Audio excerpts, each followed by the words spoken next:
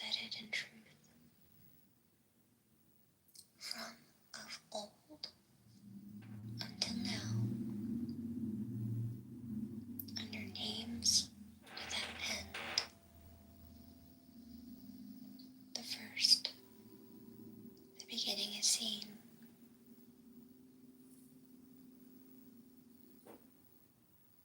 How do I know the beginning of all, what its nature may be? By these, the crooked shall be made straight, and the rough places plain. The bones shall be filled, and the worn renewed.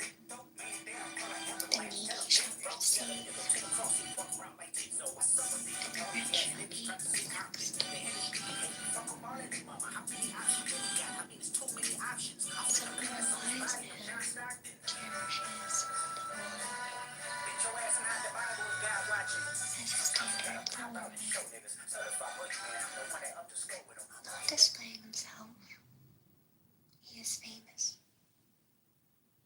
Not asserting himself, People create gods when they wonder why things happen. Do you know why things happen? Because gods make them. not boasting his You want to know how powers, to make good things happen? he is Good to your effective. God. You give a little, you get a little. The simplicity of that Taking bargain no has pride in always been himself. appealing. He is chief. You only matter in matters of war, and there's none great to lead. Because he is no competitor. We have the guns, we have the One in firepower, all the you world have the swords and knives and hammers and stone axes. We fight to win. We don't fight. saying of the man of old You die out, is not either in vain. way. You are the passenger pigeons. Crooked shall be put straight, Nobody cares about you. perfect, It's either returned in. or we'll wait you out. You thing without a fuss. People create gods when they wonder why things happen. Do you know why things happen? Because God. Sparing indeed is nature of its doctrine. The whirlwind will not blast. The cloud burst ends before the day is done. What is it that behaves itself like this? The earth and sky. And if it be that these cut short their speech, how much more shall a man?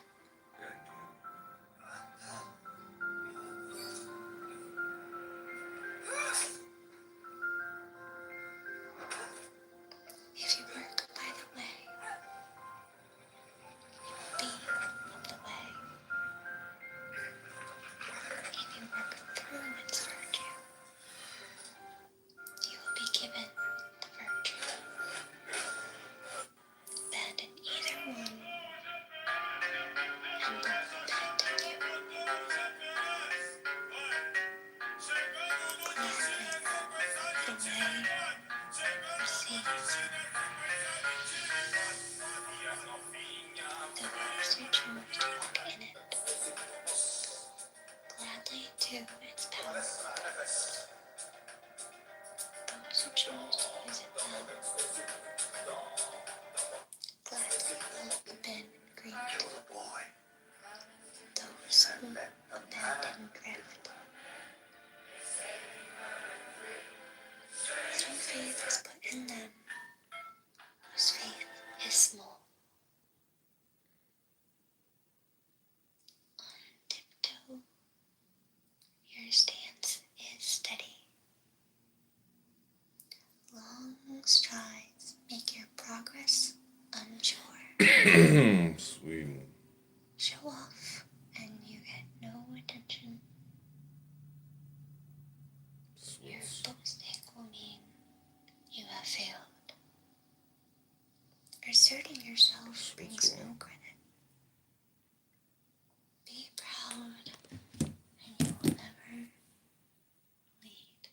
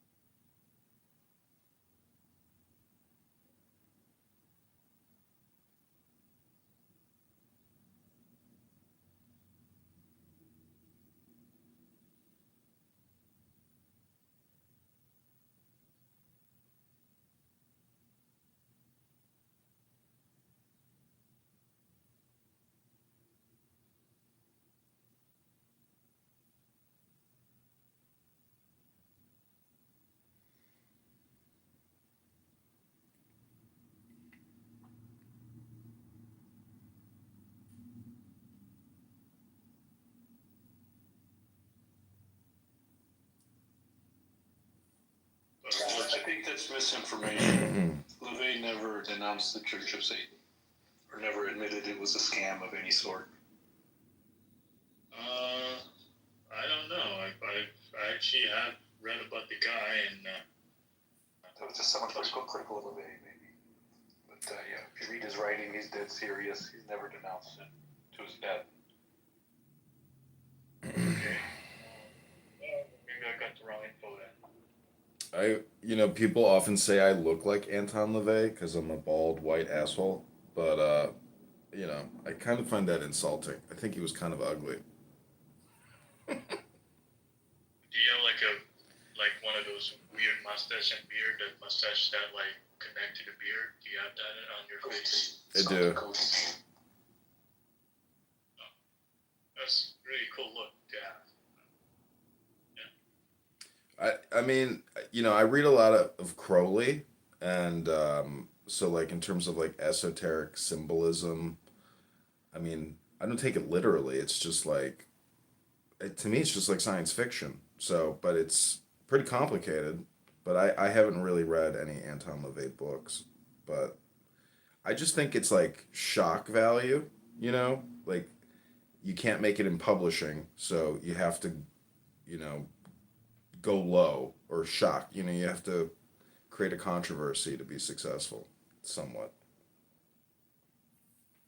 So like, yeah, Aleister Crowley, he's like an occult guy, right? Or some weird occult thing. Yeah. He's not like a Satan. I think you can say that it's satanic because it's all Baphomet and 666.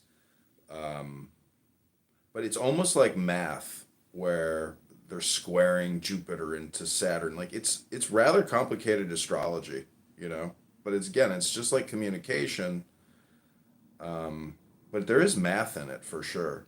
So it's like taking the natural world, applying these esoteric symbols to it, making it into logical formulas, and then like wondering how any of this is even possible. is it just like insanity and stupidity, or is it like a way to essentially describe, our reality and consciousness? Um, okay. Yeah, it's just. Well, I don't know much about Crowley. I just saw a lot of meme and heard people talking about him. I actually have his book though, like somewhere here, my pen drive or hard disk. Never read his book, but I got it near stores. Yeah.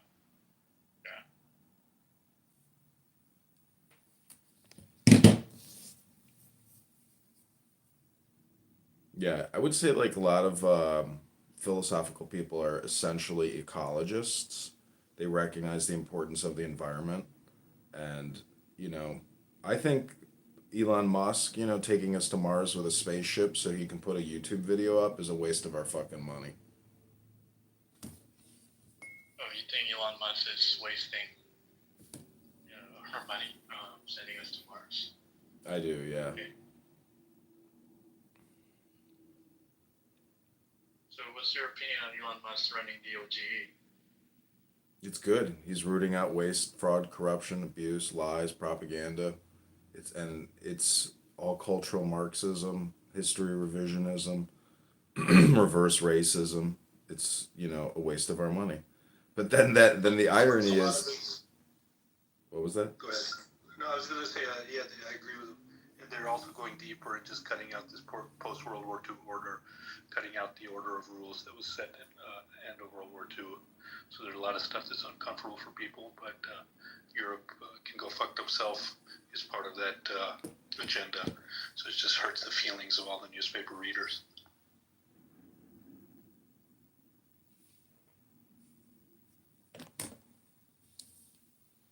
Yeah, I mean, when I say like we're wasting money going to Mars to put Optimus robots on Mars so we can create videos for YouTube, essentially we just have to admit that we are like creating artwork all the time, and it's a waste of money. I mean, what we need is gold, we need silver, we need platinum, we need housing, we need clothing, we need food, we need sound currency in this country. We don't need to go to Clean Mars. water, help. Yeah. Clean water, lack of toxins. Get the toxins out of the food. Get the toxins out of the vaccines. We need to eliminate chronic health problems, decrease them. I saw Augustus yesterday had a room on X. Did you see that? Yeah, I saw that. What is that guy's name? Bhattacharya or something? Yeah, Jay Bhattacharya. I don't think they'll push back seriously against him. He's very clean. So the RFK followers will do as he says, and I think he's a great leader. I think he's my favorite for who to succeed Trump. Everyone assumes it'll be JD, but They were saying, I saw Kennedy is doing a CDC investigation into child autism or autism and, connection with vaccines.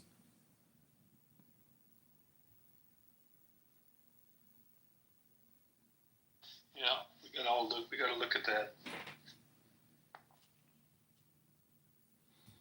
So, like, if they put a toxin in, like mercury, to essentially agitate, to create an immune response, I mean, if that's the only way to do it, like, then you have to have a fine balance of not too much and just enough, like, to bring you just above the threshold to, to get the desired response.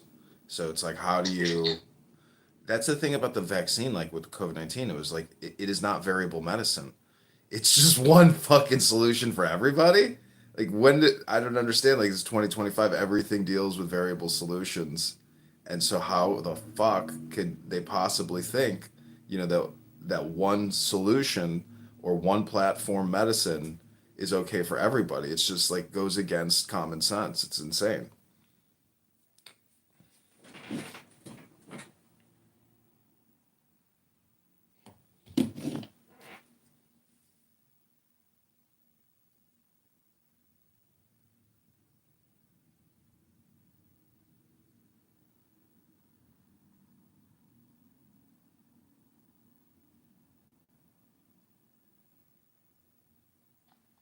it's like, do they need 30, 40 shots before H2? I mean, that's a big question too in terms of total dose.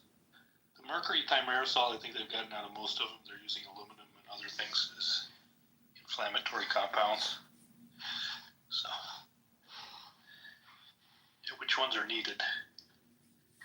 He's getting shoved into the corner on the measles outbreak, though. So he's kind of, I like his response. He's providing cod liver oil and vitamin D and various supportive medications for the kids.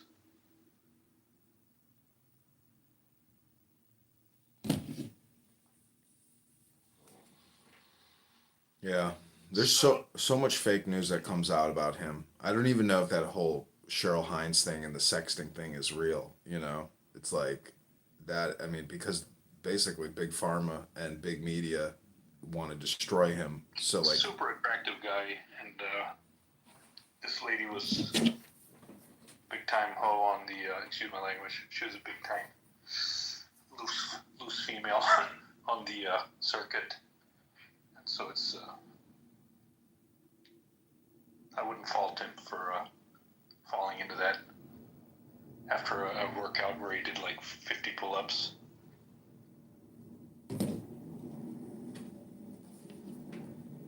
yeah, but I mean, who knows if it's even real? The point is like fake news is going to fake news and he is the target. I mean, because he's essentially going to prevent hundreds of billions of dollars, you know, going into fugazi medicine or just, you know, blanketing big pharma with lobbyist, you know, reciprocation. So he's enemy number one. He's always been enemy number one. Like the Trump Stormy Daniels, it's like even if it's true, no one cares. Like, you don't even lose one vote, maybe even pick up some votes. Yeah, I wonder about that Stormy Right on. Daniels thing too. Like, was that ever really real? I mean, he cut the check. Yeah, that's true. She described his anatomy in clear detail. I have any opinions on how this tariff stuff is going to play out? Because I feel like all the big multinationals, they make way too much money outsourcing everything, right? Are they really going to bring those jobs back?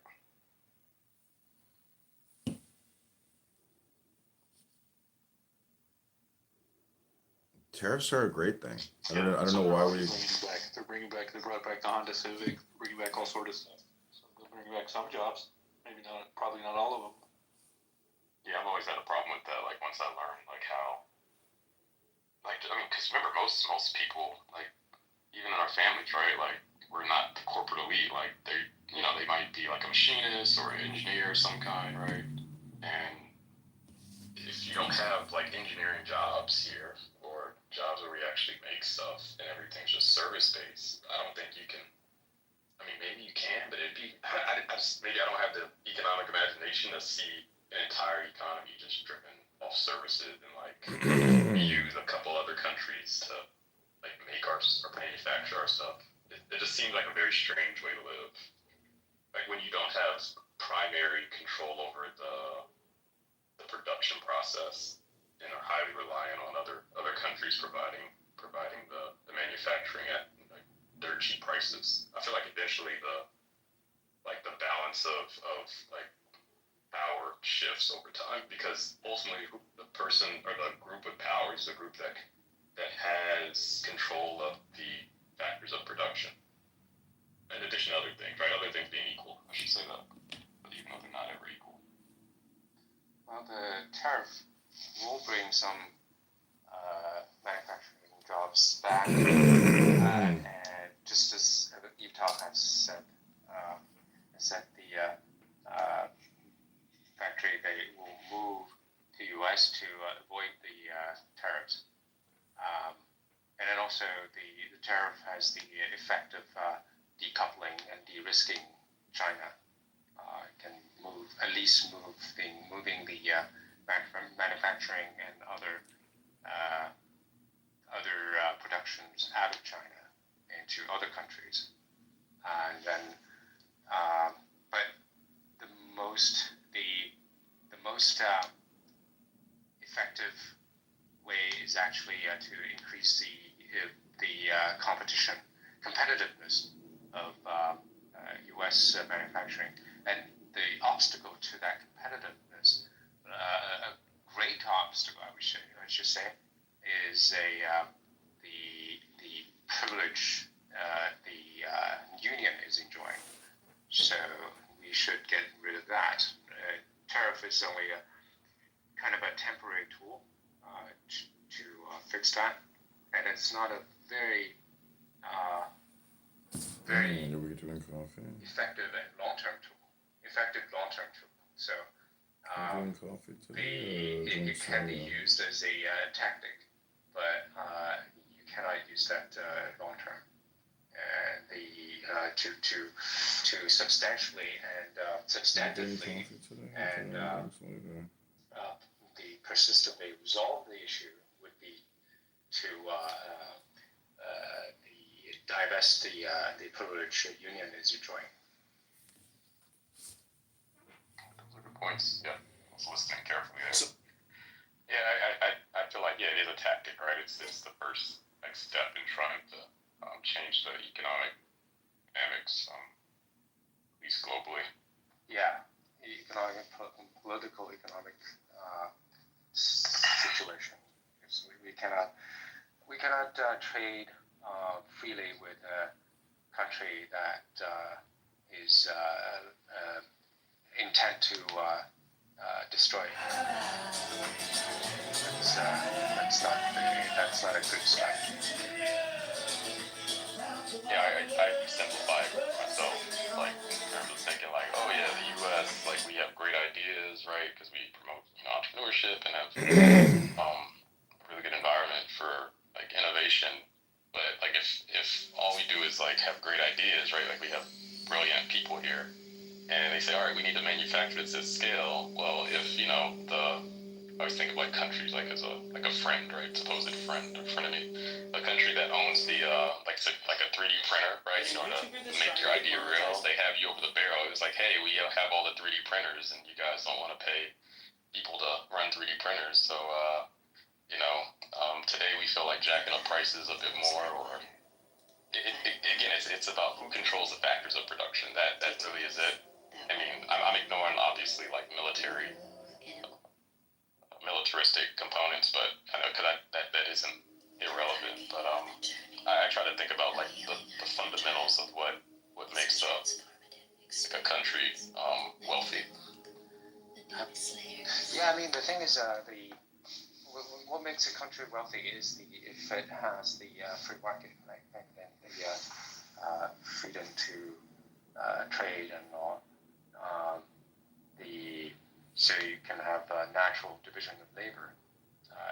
The crux is that Please don't if I'm just trying to become a big content creator one day, but are trying to kill you. that's not a voluntary. It's not a free market.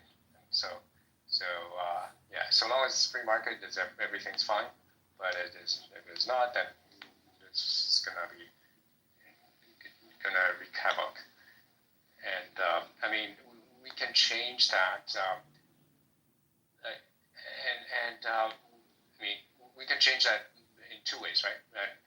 Choose who you befriend and strengthen your own strength, right? Strengthen your own body or whatever you say that.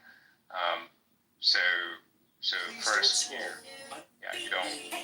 carefully, selectively trade depending on how choose your trading partner depending on how your partner depending on your partner's intention, right? And then second, you have to strengthen your own competitiveness. Now, in our case, has to get rid of the union privilege. So that the second part is very important because that increases the competitiveness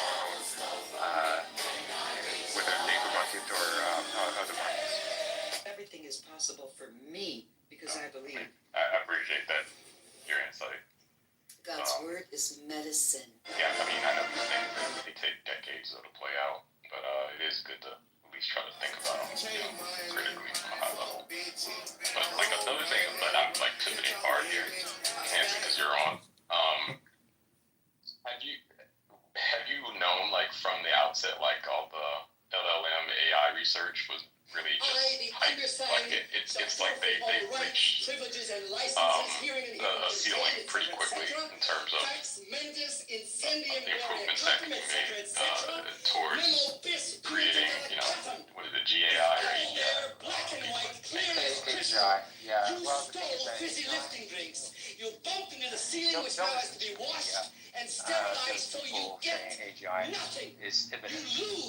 No, we don't even see a shadow of it. The current large language models are just regressors, auto regressors. They can be very good assistants, very capable secretary and librarians, but they cannot think actually do reasoning. So there's unless we change the architecture, and we still don't have something viable in sight. So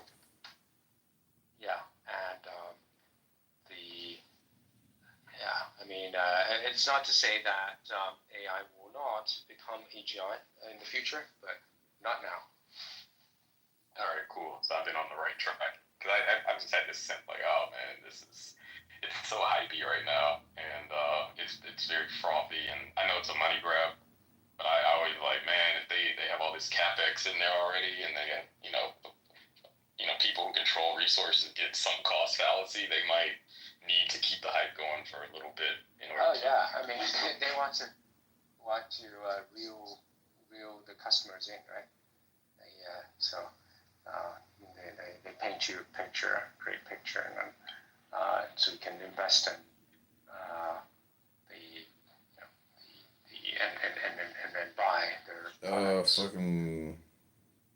I generally like it is right. You're good for like secretarial work. I prefer it for like for my work. I use Mathematica or like Wolfram Alpha. I know that's not like the kind of AI people are used to, but it's a form of like, I don't know, it's automated problem solving, right, with the assistance of a computer. And it never really, like, it can solve the math problems I give it, but it doesn't have the insight to be able to give me something clean. So I use its ability, like you said, to like, be a good secretary, right? A librarian, sort all the terms out, do all the algebra I don't want to do.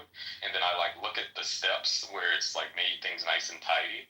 And then, because I know I'm looking for like a good approximation of like a hard, solution, like a solution that like entails something crazy like with like the Lambert W function.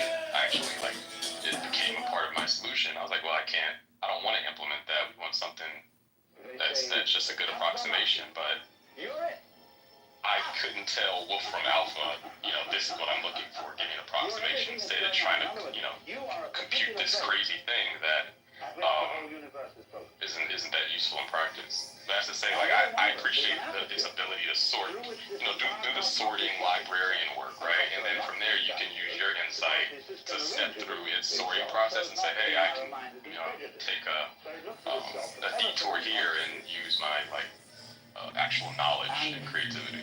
Each one of us, therefore, is yes. as we feel ourselves to be. Exactly. Wolfram Alpha. Would be true whether we were living Actually, on a planet appears Earth or a use planet in the some web other galaxy altogether. version, the pre-web version, or the No, I used the paid one. the paid one. Is it they call it Wolfram Alpha? I thought they called it Mathematica. Well, Mathematica is a full-blown software program. I generally don't have need that level of computing. But the paid version just allows you a bit more computing power and time to compute and do the symbolic algebraic manipulations. Because usually I just don't want to do the algebra. They don't pay me to do algebra. Can we, if I can speed up the algebra, I can begin to identify like certain common terms, and I can chunk things together, and I can say, here's the general form. Right. Yeah. That's interesting. Is your paid version web based? Yep, it's web based. Okay. How much is it? It's so little, and I get so much value out of it. I can't tell you off the top of my head. Oh, okay. Like Yeah, okay, it might be $20 like a month or $10? I think it might be $10 a month, something like that. It's like it's Okay. yeah. I don't even think about it. Yeah, Yeah, I can. yeah. But I get a lot of use out of it. Just being able to like explore. I don't know, solving differential equations. Like, I don't really want to solve this. Like, can this even be solved, or is there no solution? Like, is there a general class? So it helps me like do that quick kind of exploratory work, and I appreciate it for that. Yeah, that's definitely. I mean, interesting that. I mean, the thing is, the W function, because it solves the differential equation or something else with the special function. So, but I mean, if you want to compute the W function, you can always ask it to compute it. I mean, numerically, you can always compute it numerically, right? Yep. You can always compute it numerically, but for our problem at work,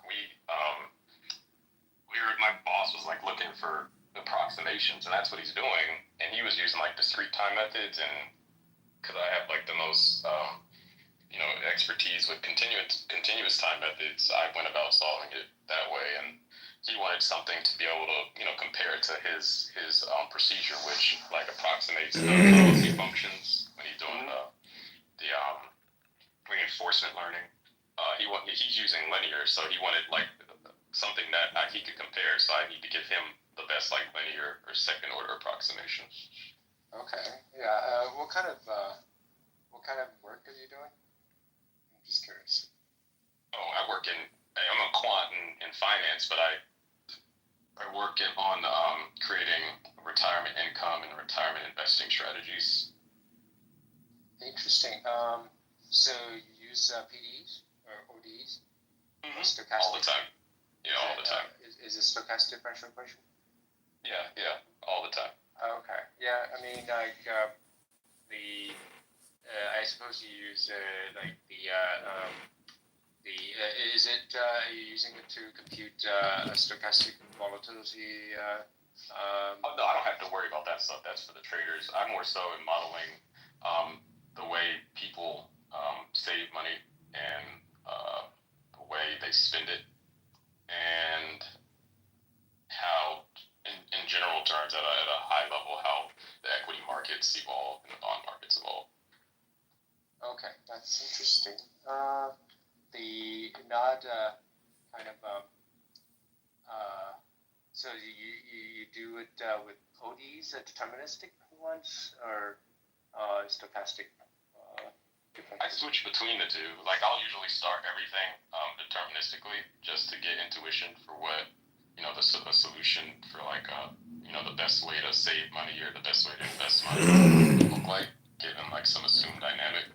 And then I'll go to the stochastic version, which usually like entails nothing more than incorporating what we call the volatility drag. It's just when you do the Taylor expansion on when you look at the differential, the total differential of a random variable, you get that. You get the volatility term when you're looking at the square of the random variables. So you mean like the Ito lemma? Yeah, that's all it is. It's just usually it means for my purposes, because again I'm not a trader. What we care about is just getting like the coarse grained, on average behavior. Similar to the Palestinian refugees, it's going to be very surprising to me. No, I think Julian understands the problem, Shimmy. I don't think that he's arguing. No, I'm not. I'm just underlying the hypocrisy of the world when it comes to the Palestinian issue or the conflict with Israel. Yeah, it's just because it confuses me because they don't have a claim and they don't have the history because they keep shouting indigeneity, but I mean, there's Hebrew inscriptions everywhere. I heard in Israel, so and that's been untouched. So I mean, they've been there to maintain those enough to have like a presence. Because if I'm correct, there were Bahari Jews and even Christians. Or like obviously performing better, like better bets, better investments. But the easiest way is just to grow your basic capital, and the surest way to do that is to get a basic group capital of by employees. charging the management fees, right? Exactly, but if think about how sure this money is. Like, oh, let me get a group of 50,000 employees, all have 401ks, and every 2 weeks they're giving me more money to manage, which grows the basic capital. Like, Right, exactly. Yeah. Well, go ahead. No, that's. I mean, once I realized like the game, I was like, oh my gosh, this is not like this. They're not even doing anything. They're just charging a fee on. Exactly. Well, I hate to be cynical. I'm in the industry, but I became, when you stay long enough, right? You're like, oh. Absolutely. I'm just wondering why these the retirement account 401k investment ever want to get a management unless you want to, let's say you investing buffet like in the Berkshire Hathaway. Why? I'll tell you why immediately. Like it's going to be very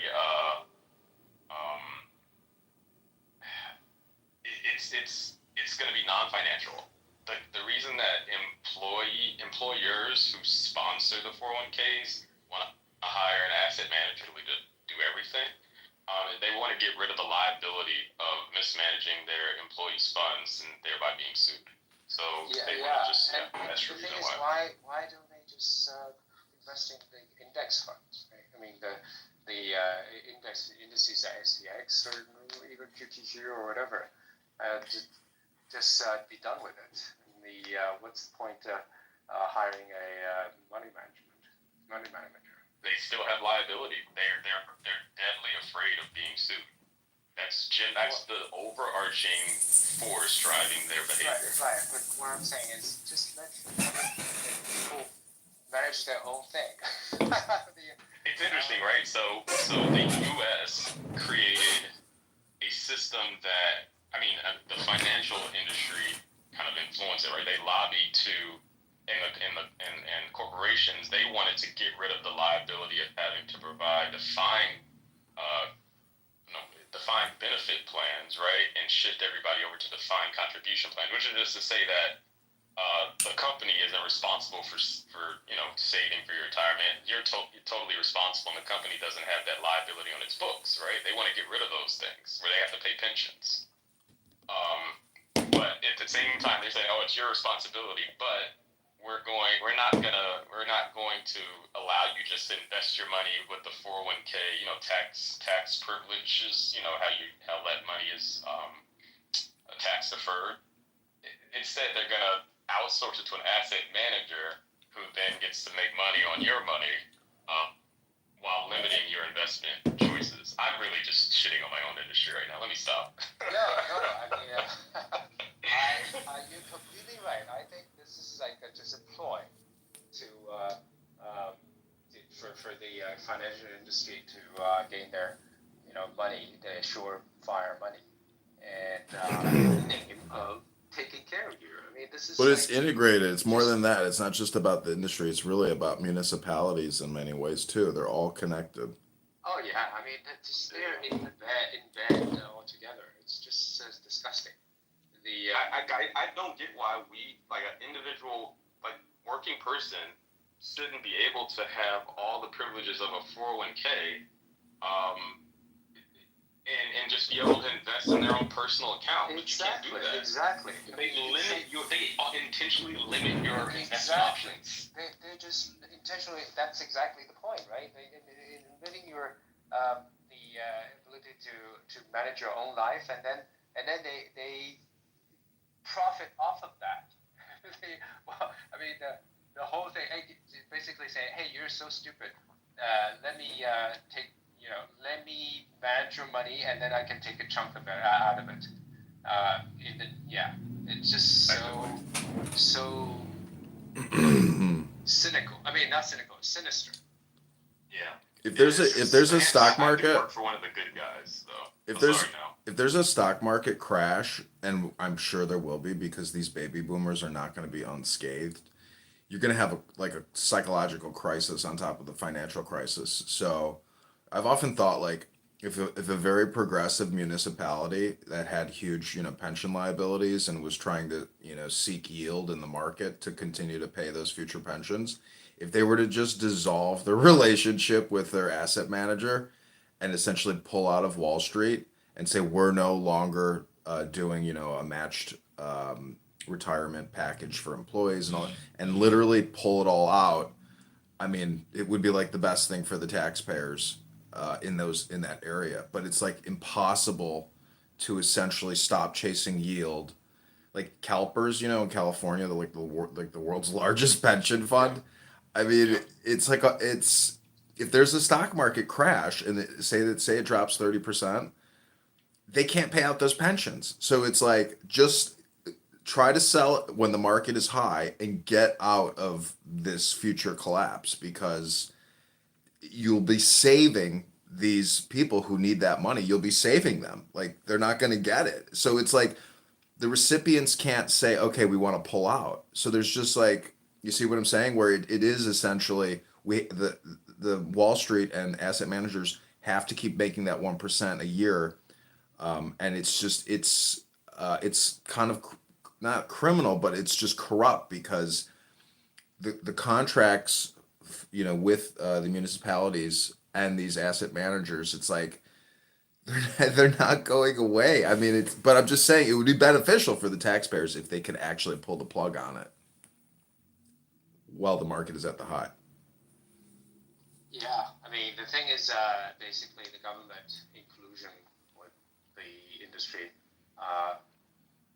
intentionally prevent you from doing that, and they, they basically stripped of your freedom.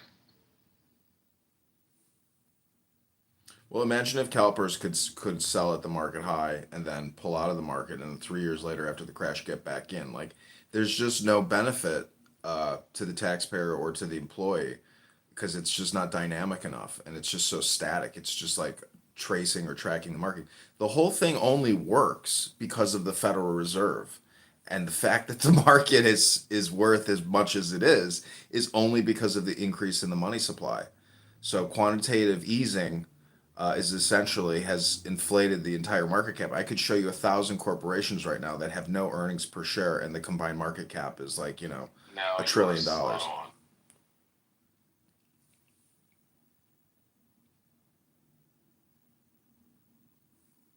Yeah, but we know we can't say that out loud, and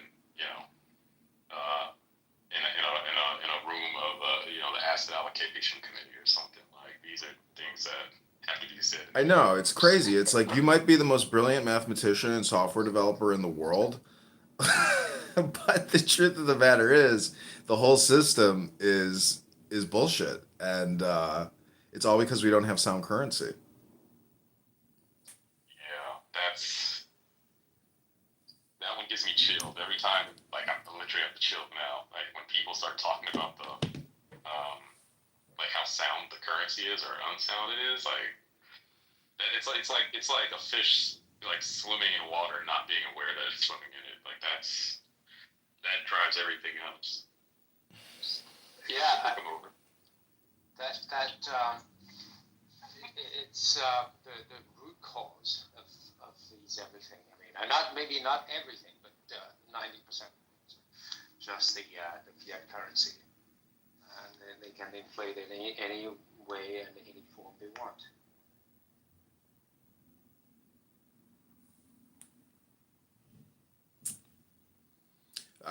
I think there is an equilibrium though that is like very hard to see, and then even if you think it's not sound currency, you could say that um, everyone is essentially collecting art or creating art, and because it's not gold, platinum, or silver, and there's no real like labor put into the currency, everyone is essentially chasing artwork and they don't know it. Like everyone who gets in their car and drives 2 hours every day is essentially going to sit in a workstation so they can continue harvesting more artwork because the dollars are just canvases and there's sacred symbols on them which we give a lot of weight to, but essentially everyone is going to work every day for a canvas which is, I don't know, 4 inches by 2 inches or whatever the dimensions are.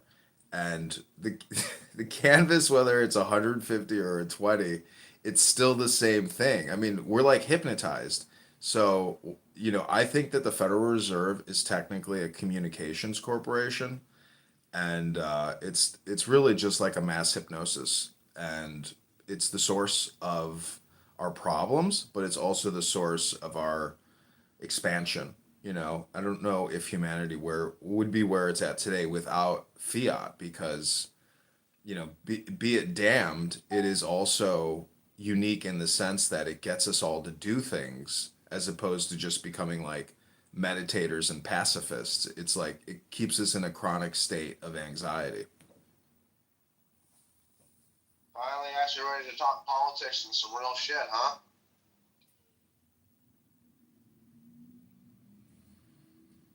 Everything is a double-edged sword, including yourself, Dr. John. Right. Right. Are you done with the trolling, or are you actually taking the shit seriously now? I just was making serious comments. Are you trolling, or do you have anything serious to contribute? No, I was shocked. I'm surprised that you're actually saying something that is real. I mean, sensible, like that. I'm used to you trolling for literally since I've been on this app, so I'm just shocked by it. So keep going.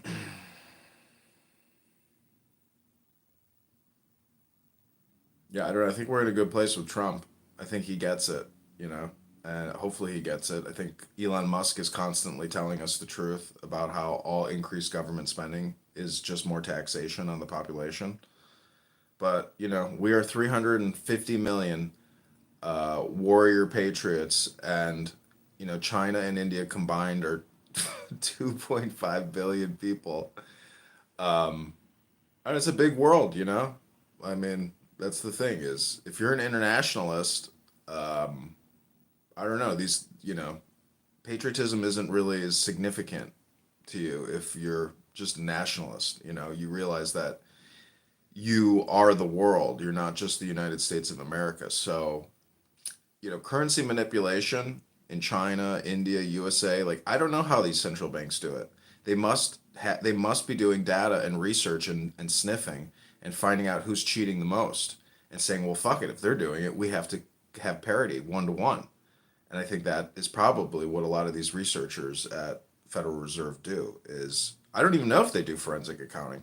They might just be a bunch of like I don't know. Does anybody know anybody that works at Federal Reserve? Like, do they actually do, uh, you know, s- um, forensic accounting and find out, what China and India and Russia and like all these other central banks do with their currency? Like, do they, how they manipulate their economies or how they manipulate other economies? Because if you have the ability to cheat and not be exposed, I mean, you could just buy up Bitcoin. You could buy dollars. Like, you could buy things in Wall Street. You can manipulate. You can use fake money to buy stocks and take over boards and control industries. I mean, that's the way fake money works.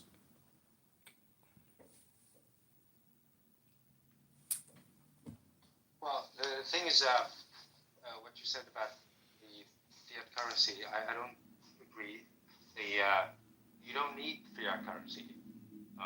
Gold works fine. I mean, even though the best currency would be just like everything on free market. You should be able to create your own currency and then let the currency that works best survive. And the next best thing would be just use gold. And fiat currency, it's no good because you can basically the government can inflate it any way it wants, and the inflation is the root of the root of all evil. I was gonna say it's the path to hell, but you know what made me sick when I discovered that the big banks like Goldman, JP Morgan, Wells Fargo, they actually get to charge the Federal Reserve a fee for creating money when they put it in their banks. I said, oh my gosh, are you kidding me? You Think mean about it. The Federal repo, right? Yes, the Federal Reserve said, okay, we're going to print some more money. You know how they do it. They buy bonds, right? And they charge the Federal Reserve a fee to create money that didn't exist. Well, but the fee is actually, because Federal Reserves want them to charge a fee because that's kind of legitimize printing money. You see what I'm saying? Because I'm over it. The fee. What is the fee? It's just money. I mean, so hey, the Federal Reserve just says, hey, here's some money I can print for you. Here's the IOU, and go use it. That's the way it must be to make money. nice. But it legitimizes the printing. Otherwise, you say, hey, I print some money, you go get it. Well, that's not very good. So you can cover that up. You say, hey, you're doing me a service. Here's your money.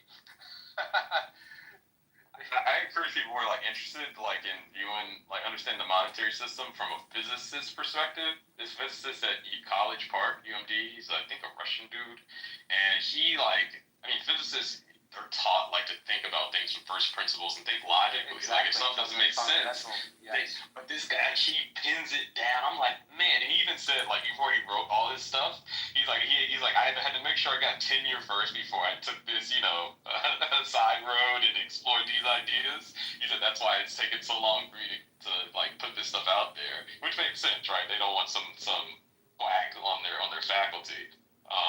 Who's trying to get on their faculty, but you guys can find them. It's UMD, physics professor, monetary theory, something like that. You'll find it, and he lays it out beautifully. I'll put it in the chat. It's beautiful the way he lays it out, and I was like, I haven't heard a better argument than this than when I read what was the book, How an Economy Grows and Crashes. Okay, that's fine. In high school, your career counselor, in college, for your career or finding a job, nobody's ever have you thought about working at the Federal Reserve? It's the ultimate place to work. The pension will never fail. I mean, everybody else's pension might fail if there's a Wall Street collapse, but the Federal Reserve can just keep paying you. So it's just it's so disconnected. I think that the Treasury and the Federal Reserve have to merge, and the U.S. government has to take ownership and management of the Federal Reserve.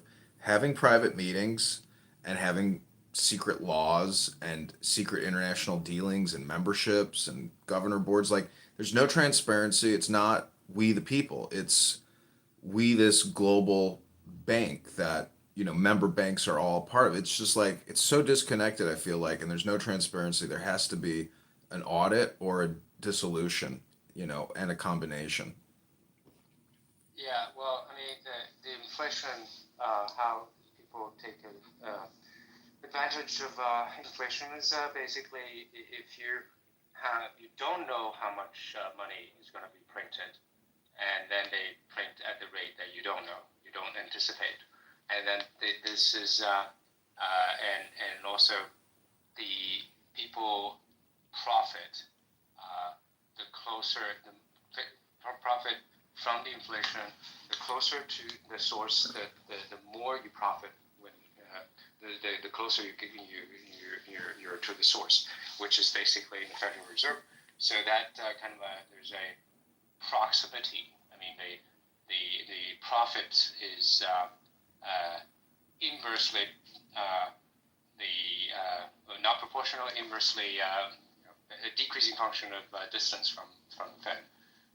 So the first layer would be, the banks they're getting that repo, right? And then it goes out to the other Wall Street firms and hedge fund and all that, and then go to the Main Street firms, and then the last one is the consumer.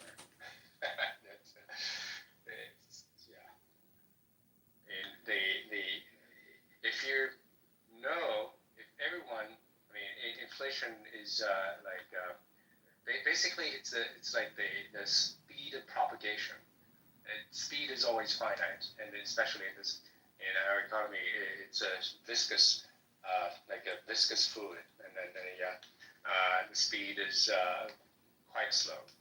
And if you inflate all at the same time everywhere, then there's no inflation. I mean, there's no bona fide inflation, because everybody knows when to inflate, and that's no inflation. I mean, the point is that the propagation speed is finite, and then some people get the inflation earlier than later. And the later you get, the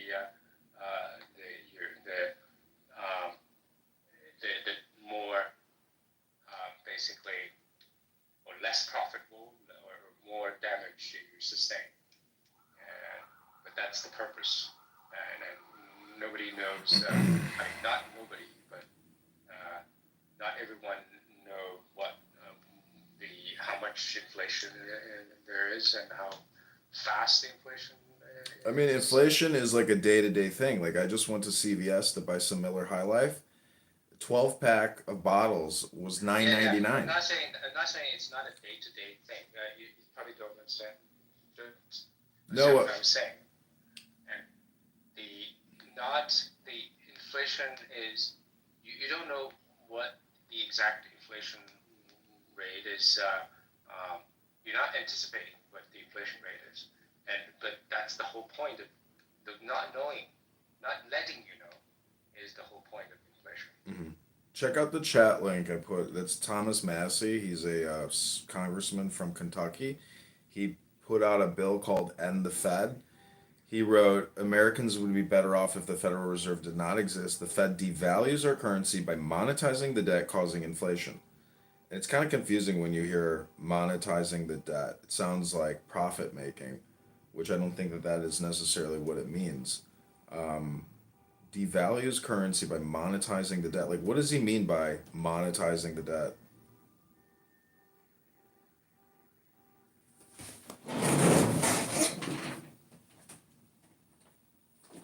I'll have a look.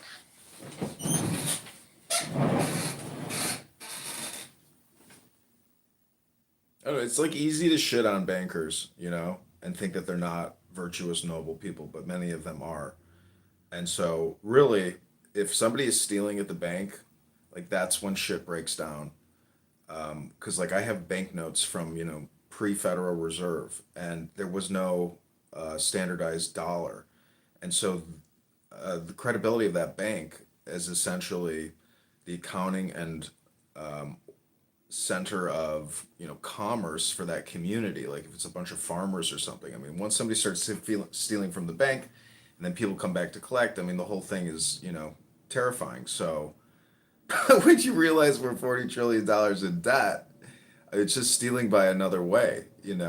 So I don't know. I don't fear the future, because it's all made up anyways, meaning that, like, the dollar is not linked to gold and silver, so it's just like shit rolls downhill.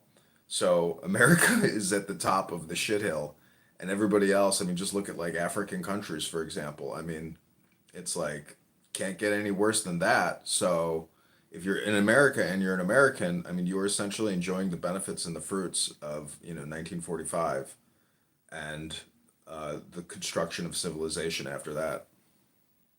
Are we? Because when I went to Mexico, I felt the food was a lot cheaper, a lot healthier, a lot better. Everything was cheaper, besides the fuel. I feel like, I got a glimpse of, like, different culture, and maybe they're not perfect, certainly not perfect, but I thought, man, people need to go. I went to Puerto Vallarta in Mexico. I have a girlfriend down there. We go there every year. Anyway, I've been doing it for 5 years. It's fucking beautiful. Well, it's fucking beautiful. Damn, man. Like, man, it's fucking beautiful. It's only because you. Listen, man, the food is better. I know, Yeah, but just no. how many My girlfriend lives there. dying. She listen. My girlfriend lives there full time. Yeah, She loves it there. John. It's fucking beautiful because only you. And Jalisco, and It's only because What? you. My girlfriend fucking lives there. She's lived there her whole life. She's Yeah, lived there for because 23 years. she's happier because you, as a gringo, visit her. What? I only Yes. met her 5 years ago. Yes, but it just Are you talking? Are you talking about a prostitute? John, you're talking about a prostitute, right?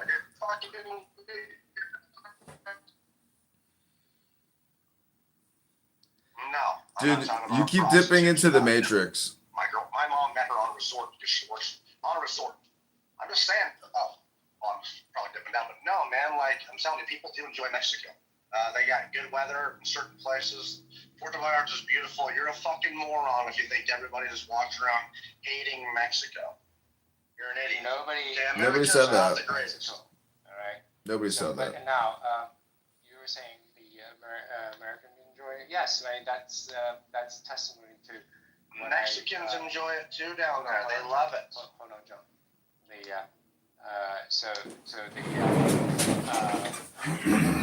Now what you said earlier is testimony to what I said earlier. You didn't let me finish, by the way. You're just a dipshit, I guess. I was trying to say that, things are cheaper, their food is better, and, and it's just not everything is good in the hood in America, and our things are more expensive. We have shrinkflation. We have a lot of problems. I just don't fucking think that, America, don't follow this bullshit that you come to America and fucking you're just going to benefit off the top and everything below is just shit. That's bullshit, man. That's fucking bullshit. Like, that's just crazy. Like, just by the money alone, how much it costs. We've lost control of our fucking country. We're controlled by the military-industrial complex and pharmaceuticals. I'm a conservative. I love my country, but, our government has ruined this fucking place. We can't fucking go anywhere without sticking our nose in a war that we got to pay for. Europe has got great health care because, motherfuckers, we're busy paying for our defense to defend the world while you guys are fucking enjoying the benefits, dickheads. Like, you know what I mean? And then we also get taken advantage of on trade. It's ridiculous. America is great as a country. As a nation, what it's supposed to be. But we have lost sight of it, man. Our politicians are sacred, is holy, and something that shouldn't be touched by everyone or should be put upon a pedestal, then we will say this person is insecure, this person lacks respect and has low self-esteem. And if they lived in a society of a market, they will feel less than if they wasn't bought or sold. And now if we look at what I'm talking about as women, a lot of them are insecure little demons, just waiting to be hugged. But the problem is they just don't want to be hugged. They want to be hugged within. And men can't touch that with their bare hands. Can I chime in here?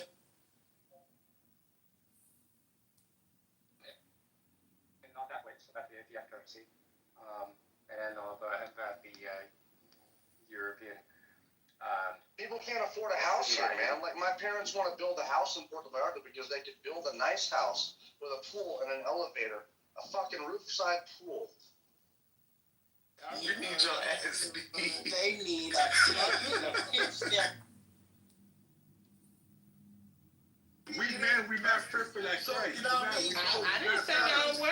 Look at y'all. Calm down, sis. You tell me to calm down and you yelling. I'm so confused right now. My man got hype. Christ wasn't perfect either, though. No, listen. No, Christ was perfect. That's blasphemy. That's blasphemy. I bind and rebuke that statement. So, John, tell me about yourself. Introduce, please. Kids, wives, ex, current, pets, hobbies. What are you looking for? So we can see, are we on the same page?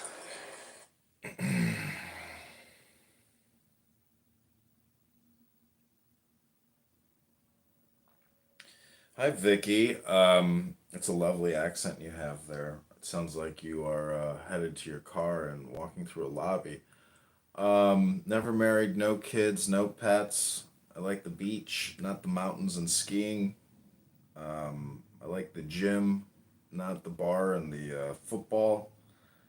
I like flowers and breathing. So if those all sound good to you, then maybe we're a match.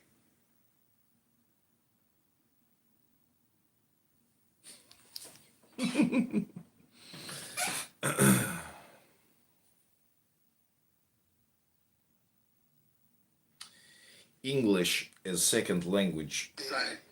Let's have bro. Christ was. Alright, let me do this right quick. No. Let others speak. I'll do that. Listen. I couldn't hear what Philly was saying. Philly, what were you saying? Take a breather and relax. Let others speak. Let Philly speak. Let Philly speak. Listen, bro. Emmanuel, let Philly speak. And Philly, watch me first. Welcome to another episode of Low IQ Dumb People talking about nothing, wasting time, aka an ESL room. You see what I'm saying, my nigga? Y'all cool with that shit? You see what I'm saying? That's how we just laughing out there. You just had to you know what I mean? But then when niggas just really trying to bring out shit out, you cool.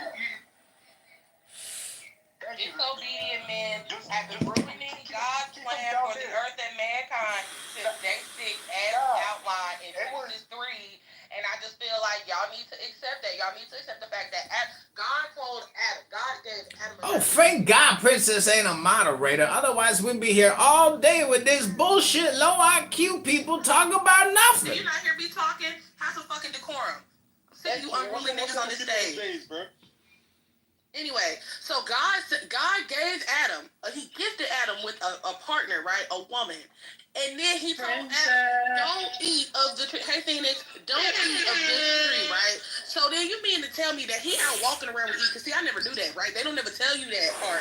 You got to read it for yourself. They don't tell you that Eve wasn't by herself. It's not like Eve came across the serpent and the serpent tempted her to eat the fruit. She ate the fruit and then she ran over to her nigga and was like, oh, hey, here's some fruit for you to eat too. No. Are you projecting your own misery from the Garden of Eden onto us right now in this room, Princess? Are you a descendant of the Garden of Eden? Are you Eve's mom? Control yourself. So they're walking together, and they come across the serpent together.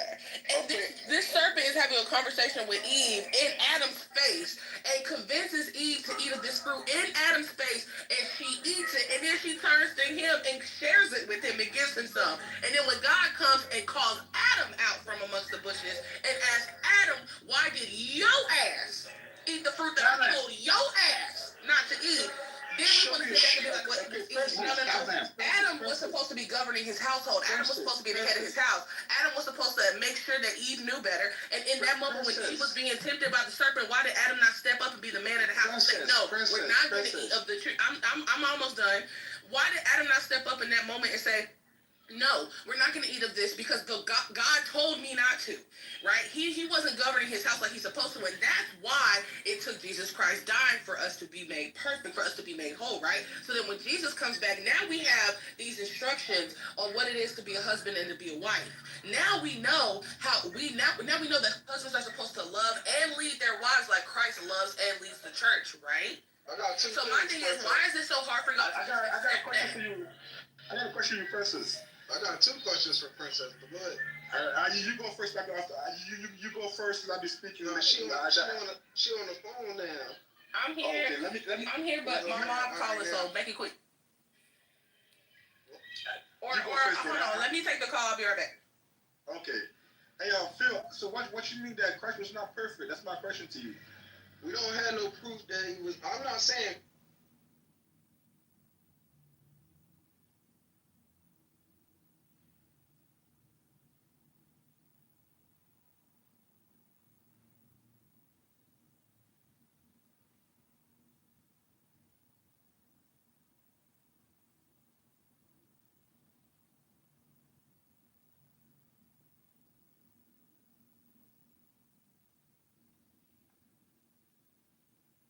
Okay, this is the Honey Badger Saturday Barbecue Roast, starring Honey Badger. See if he shows up.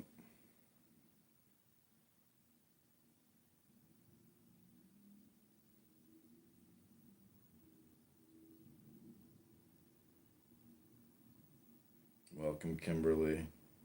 This is a room created for Honey Badger so we can roast people.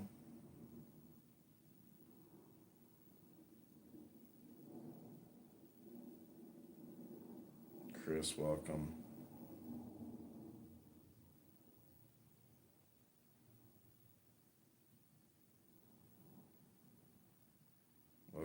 Welcome, Dr. Domino's. Welcome to the Me Movie World Premiere 2025 with your host, now subscribe, narrating Chris Constantino. Let's have a wonderful Saturday afternoon, everybody. Peace, love, happiness, and joy. Let your mind at ease as you immerse yourself in deep meditation of the Tao Te Ching and Alan Watts. Let's go. Let's get this weekend started, y'all. Kimberly, we see you in the audience. Would you like to come up? Chris, I need you to go to this room. I need you to go to the Talking Apes. Copy this URL. Actually, let me just mod you. And I'll do it. Just stay in this room. Talking Apes, copy the link and pin it here. No, let me do it, and then if it doesn't work, I'll have you do it. Oh, Zach is here. All right, stay in this room, Chris. Don't leave, okay? I'll be right back. What up, Zach? Did you see my Pepe photo last night with my buddy Max and my MAGA hat? So if you send me to hell, I'm sending you to hell too. Right. Shut your ass up, right? I think that we're allowed to question God honestly because I don't that the Abrahamic gods are the actual God. So I think that we can question any God we want to. Thank you, because he told us to question every spirit that come among us, question every spirit. Do you guys read books? Can you read books, guys? Yeah, well, we can. I can bring you some scriptures if you want me to bring some scripture with just No. Yo, Zach, you want to come up? I'll just make this the room. I can't find the room I just created and told what's-his-face to stay in. Do you know who Honey Badger is on this app? Sorry, I was on mute. I said no. Oh, he roasts theists or Christians or Jews or anybody who wants to sit there and talk about the sky god. And it's just kind of funny. So it's like a show. Does he self roast as well? I try. He says he really likes the concept of self roasting, and he can't stop thinking about it. And oh wait, is that it? Yeah, hold on. Who's Throbbing? Okay, Throbbing is the fake Christie account, I think. Oh, okay. So the Honey Badger room is open. I don't know. Honey Badger isn't going to show up. Apparently, he's obsessed with the other room. I was in there. I saw Chris. Is that my Chris? The Chris I know? No, Chris is Alan. It's not Zenemini. No, that's a different Chris. Alan is. I'm not. No, Alan is just another dude. Hello, Abdul. He's Abdul. You remember the Abdul guy? Is it Yusuf? I don't know. Chris or Alan. Is it the guy who calls you? Is it the guy who calls you Coach? Yeah. It's my. Coach, yeah. It's my meditation. Okay. My meditation partner. I know that guy. I know that guy is Yusuf. I don't know if that's his name or not, but he's Yusuf to me. My real name's Alan. Alan Florida.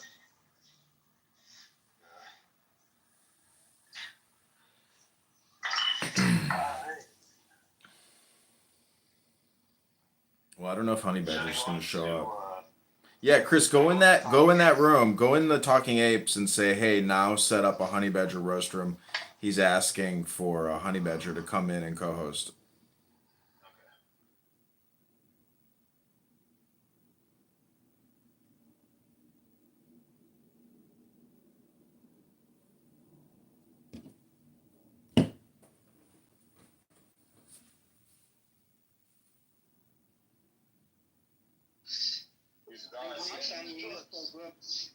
What'd you say? Before Z session, you're saying that you are like gods. You are the same as He is. Like, what are you saying when you say we are gods? I'm saying because in the Bible it says we are made in God's. We are made in God's image. We are not the God that just we worship, but we are God in the sense because we create life. We create stuff. Okay, you are God. Why do make children have cancer? Can you answer me? I told you. I let them have cancer. I let them have sickness because they have past sin. We have past life. We have past Why you gonna make the children have the cancer? That shit's crazy. If the God love you and you don't have a cancer. Dude, did I tell you about Pigeon BBC? Do you know about BBC Pigeon? Mm-mm. No. You don't know about BBC Pigeon? Nope. Okay, you gotta follow this page. You gotta. Here we go. He better make peace and slap you with truth than to kiss you with lies. You gonna pin it? Slap you with then kiss you with the lies. Una, good morning, oh. Today proverb noun for your comment.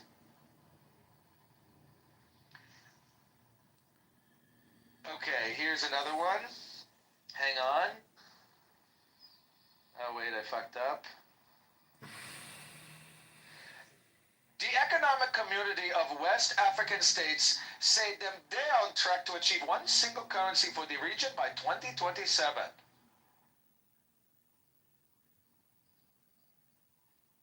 Oh, you gonna pin a link or did you put it in the chat? Oh no, never mind. Where did the big single currency and who can help? Who help? Anyway, it's a BBC news page where they write all the headlines in Pidgin African. Mm-hmm. 30 years after the Beijing Declaration, many women still face barriers where they limit their potentials. That's a news headline. It's kind of amazing how, like, as a native English speaker, to have to listen to, like, non-native English speakers, you're just kind of, it's like an upsetting experience. It's painful. Yeah, right in there. Put the link in the chat. What did Throbbing say? A lot And of your times the fat fucking headlines mug. are good. The profile is think before you speak.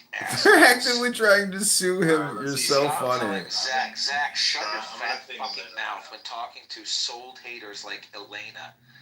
Who's Elena? As they are actively trying to sue him. Think before you speak. Sue him for what? I tried to get Honey Badger in here. Nothing. It's just, I know, he's not going to come. He's not going to come. But Throbbing, nobody's... Robin, come to the stage. Throbbing, no, he doesn't talk. Throbbing, no one is going to sue me. It's all just Clubhouse, like, roasting. That's really all it is.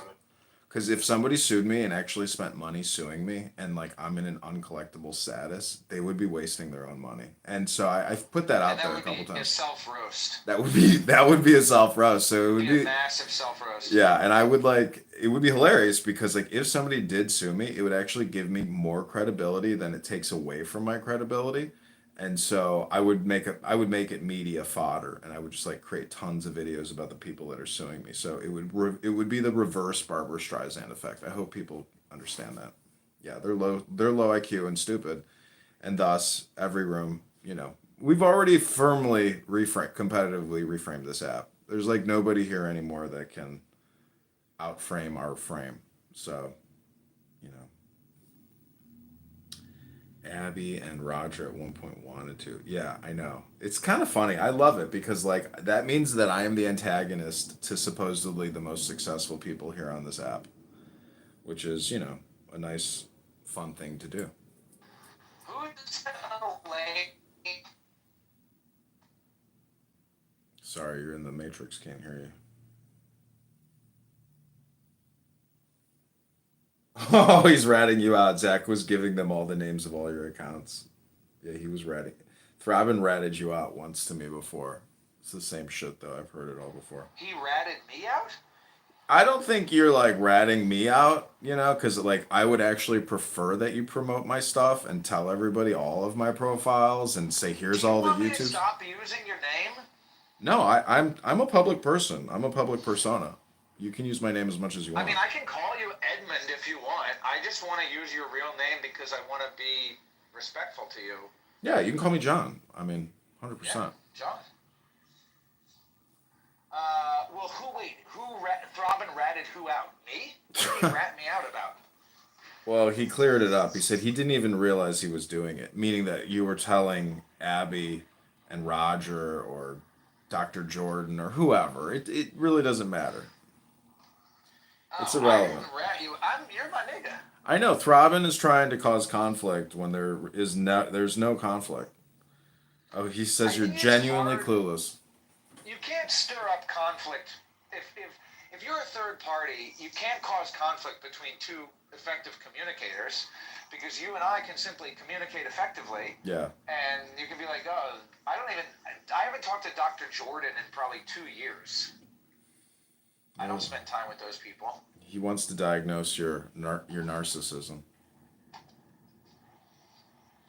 Oh, he's pointing out that they chew on their own tails. Yeah, I know. That's life. We read books here. We try to engage in new communication. I lovingly warned you. I almost crashed into you. No worries. I figured I was like, oh, maybe they talk to some oh, it's fine. Just beware. Okay. Oh, sorry. Was I unmuted for that?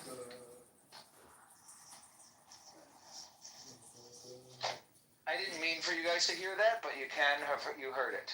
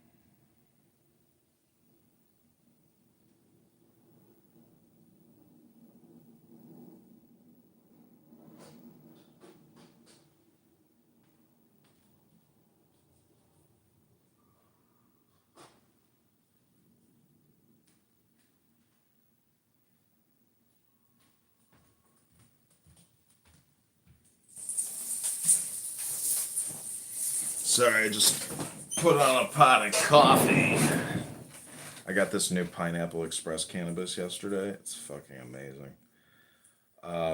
Zach was giving them all the names of your accounts, genuinely clueless. I'm pointing out how they chew on their own tails. They're potentially dangerous as he runs someone over on the street.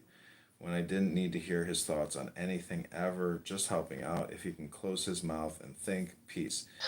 So what's Jeff's problem? He has a drinking problem. He sounds always drunk. Are you talking about Jewish Jeff? Miami, Indianapolis Jeff? I don't know. He seems like a cool guy to me. Wait, what? Throbbing is in another room now? Yeah, he's in the Honey Badger Saturday Barbecue Roast House. Oh, I see. Mike wrote on YouTube, imagine being 45 and showing off your Pineapple Express on YouTube Live. I know, that's what my life has come to. Sorry, Mike, it's not exciting. I don't know if you want to come up in this room, but it's the same shit.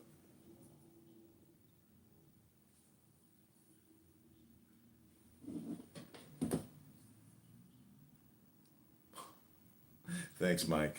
Mike forgives me for being pathetic, but this is what God's will was, I suppose.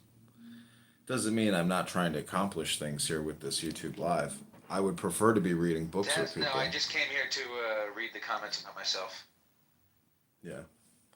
Throbbing is, don't take anything seriously, because Throbbing is a pussy who can't actually use their voice, so, you know. Well, it's weird when he said, I didn't need to hear his thoughts on anything ever. You don't need to hear anybody on Clubhouse. All of this is voluntary. All of this is optional. And in fact, it is a horrible waste of time. And so if all you do with Clubhouse is listen, I cannot understand that. It's like listening to an awful podcast, like a boring, endless podcast. The only fun part for me is that I get to interact. Oh, now he left. What a fucking F word. I'm happy to just block Throbbing. I'm just going to go ahead and block him. Block. Block, block, block, block, block. Block. Okay, now he never has to listen to me again. What a loser. Can you hear me? Yeah, of course. There's an Arabic newscaster that went viral for her saying, like, to block people. She goes, block, block, block, block, block, block, block. It's so cute. Block, block, So block, block, block, block, block. she's like, block, block, block, block, block.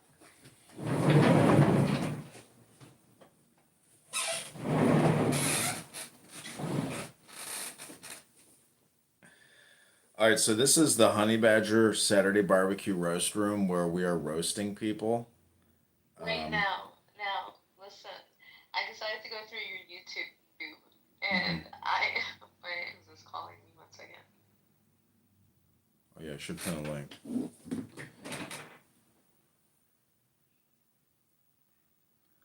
We've got Can you hear last me? last night I had 1,000 views on YouTube Live, which is pretty good. Well, listen. I hope you make your money, but I went through your YouTube, and I was like, let me do some updates while I was away, and I put it in a transcript, and I searched my name, and you said my name 29 times. Not you, just like you all in general, 29 times. Hmm. Yeah, you were like we told you, you You went were viral. talking about like it's upset. No, but it's like, and one of the things I didn't read too much of it, but I saw that you decided that I'm a 2 out of a 10. I think that in your eyes it would be better if you just go for 0 or 1. Sounds good. Abby Eba, welcome to the room. I mentioned Noura Bandor 29 times while she was locked up. And she wants me to rate her a 0-1 as opposed to a 2. Welcome to the room, Abby Eba. Hey, what's up? So, Princessia, Abby is a true fan. She thinks that your music video, where you go through the notebook I don't with the remember music, that she thinks that you should. We were talking about you today, this morning, so you can make that number 30. We were saying that you should technically try to create more videos, like music videos, artistic videos. Yeah, have more, do more creation and more creativity, more creative outlet. Sorry, I was texting. It doesn't matter. You can check. You can check the. You can just check the transcript. Just check the transcript. Okay. Abby, are you still close to Kate's? Yeah, we are close. Okay. I saw her yesterday in her room. Yeah, she told me she spoke to you. She had quite a lot of But you know what I really like? I like engaging. Zach, do you ever do this? Speaking with ChatGPT. It's so smart. By the way, Do I like have a conversation with it? yeah, like it analyzes it analyzes so well for me. I love it. No. Like for example, like this is what I had a conversation with it that I started a while ago just about my mental well-being because I wanted to get some thoughts on some stuff and I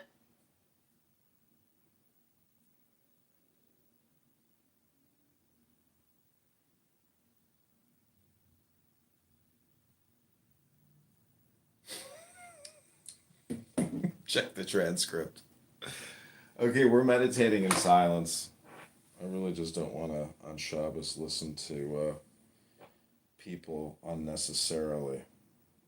You know, people are very animated. They love to be very loud, and it reverberates in my brain like a rock in a crystal skull shattering.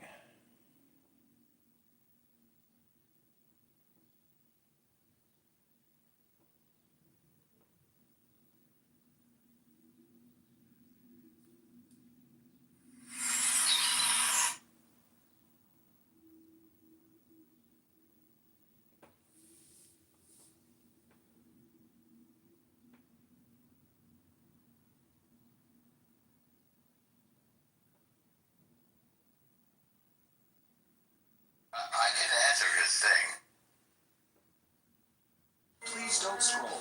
I'm just trying to become a big content creator one day, but I have no supporters. So if you have the chance.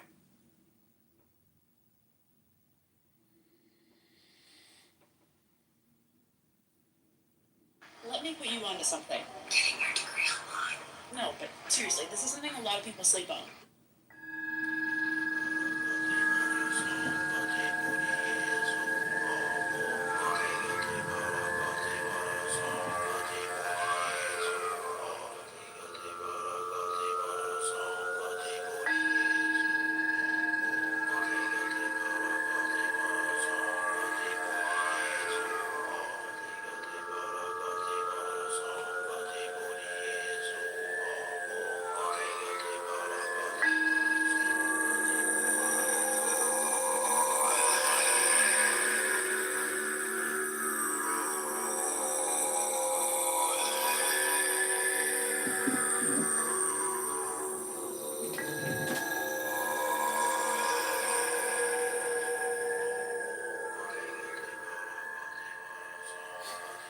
Who are the procrastinati?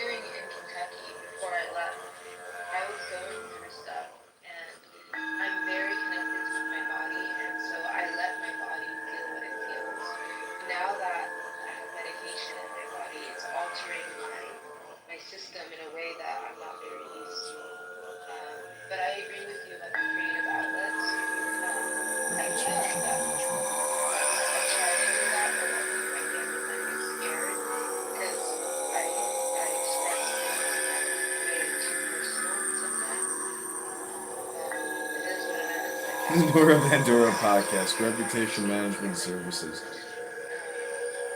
I mean, that's what an artist is, right? It is a little exposing to the truth, but at the same time, if you have the talent, you have the talent. And like I said, I appreciated the video, and it doesn't have to be video per se. It could be painting or writing or. I actually made what I did like about my skill was creative art. I was not doing because the police were waiting to arrest me, so they Reputation were very Management protective Services. of The me. Nora They couldn't Vandura attack me. podcast, Reputation Management Services. They were just because they were waiting to arrest me. I didn't know that things outside of me that they on me.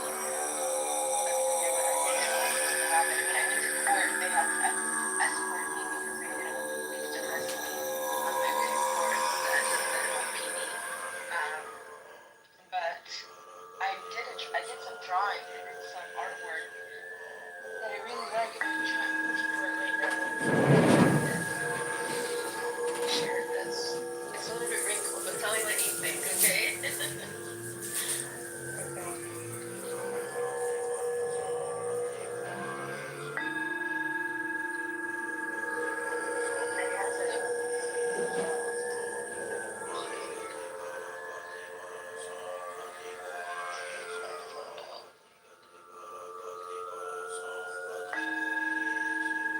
Do you have to come back to New York for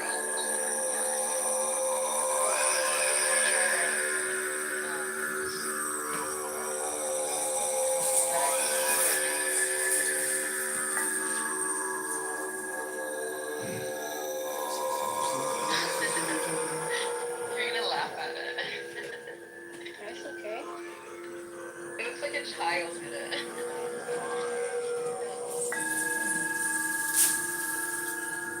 like a child.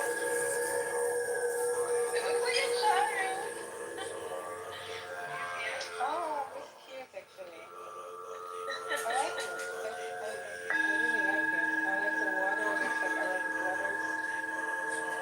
Yeah, it says Bismillah ar-Rahman ar-Rahim.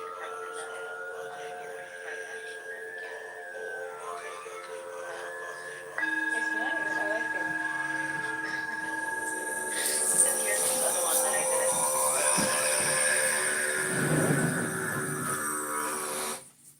So I just gotta ask, do you think that the two of you actually have more in common than you have differences? We're both Jewish.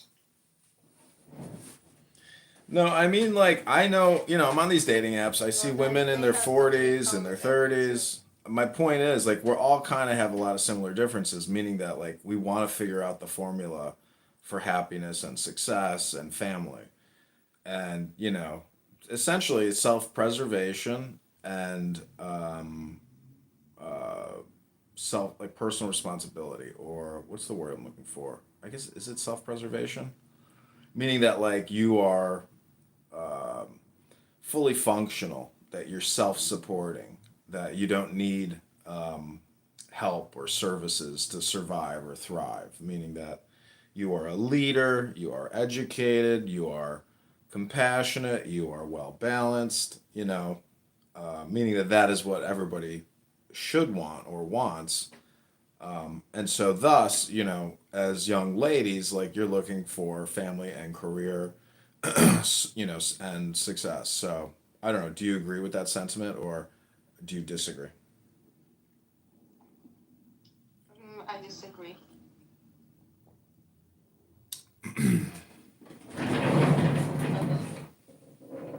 That's my next photo. It's my next one.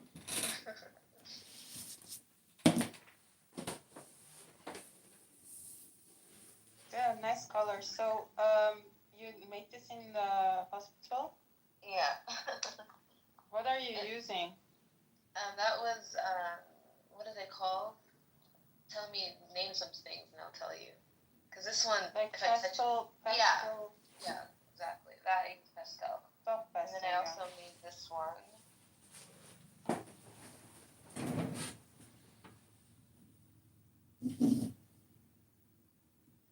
So how do you guys think, are you guys like friends now? I don't have anything against Abby. Okay. Let's see. Why is shit starting now? What about Issa though? Because like the two of you both don't like Issa. Maybe you're both united in your dislike of Issa. That seems true. Yeah, could be. I don't have anything against Issa. Issa is just a bully, very bullyish towards me. Okay, this I can't fit all in one, so what should I do?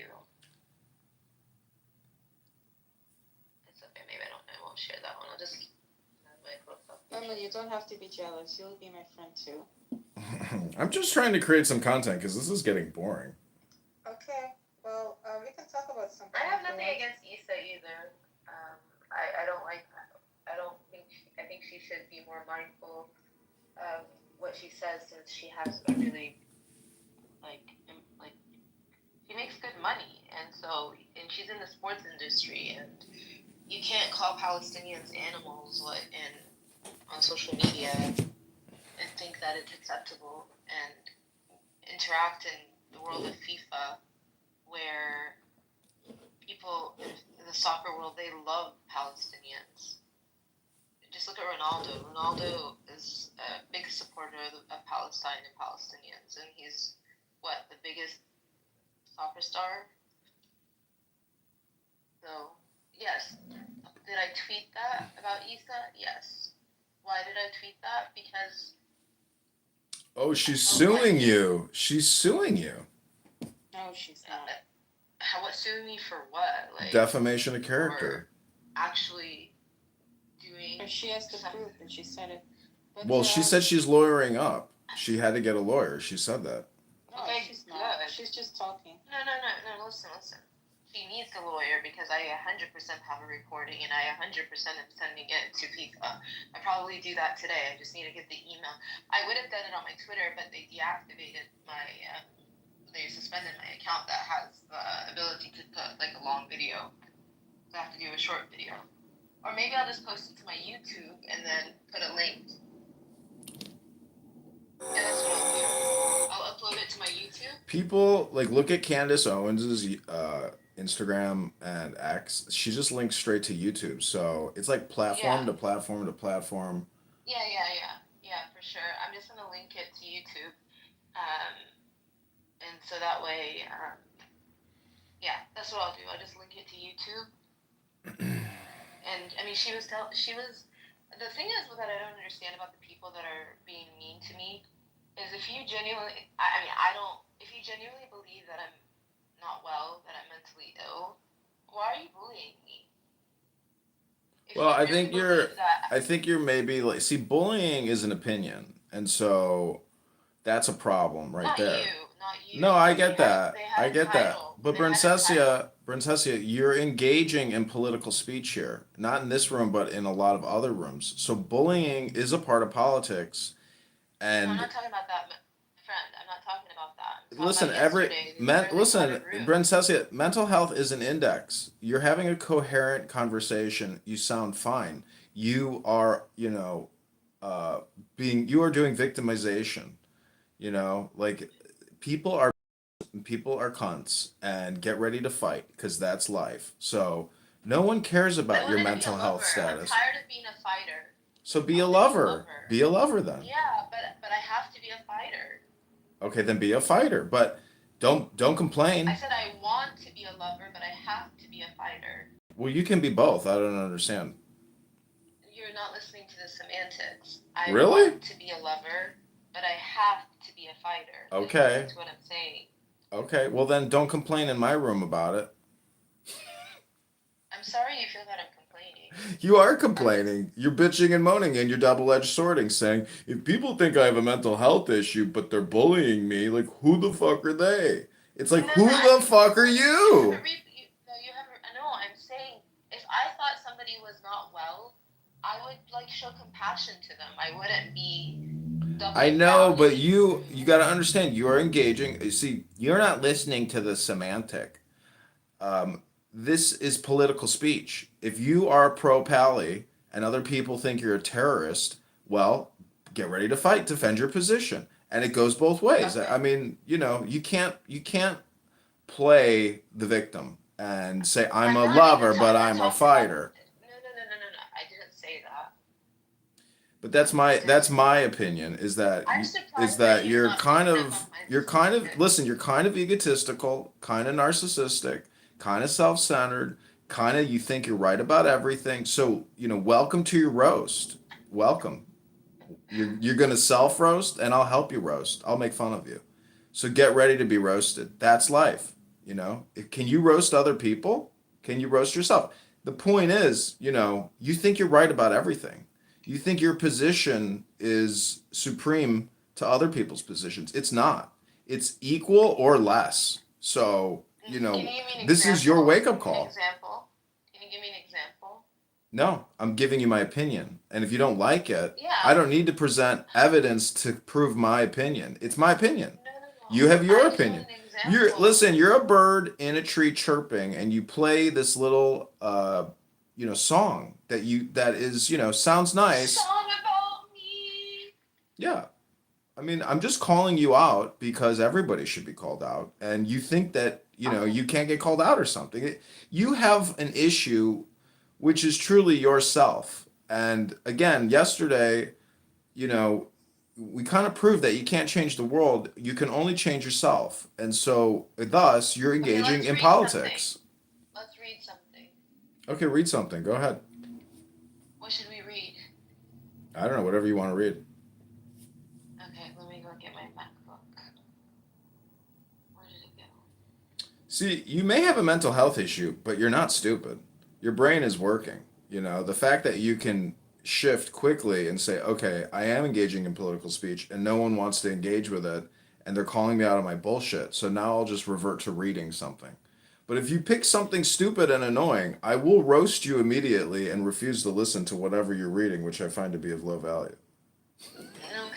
So I'm gonna. Quick frame! I have the option of for my Kindle, or I'm gonna see what books I have in my fake office.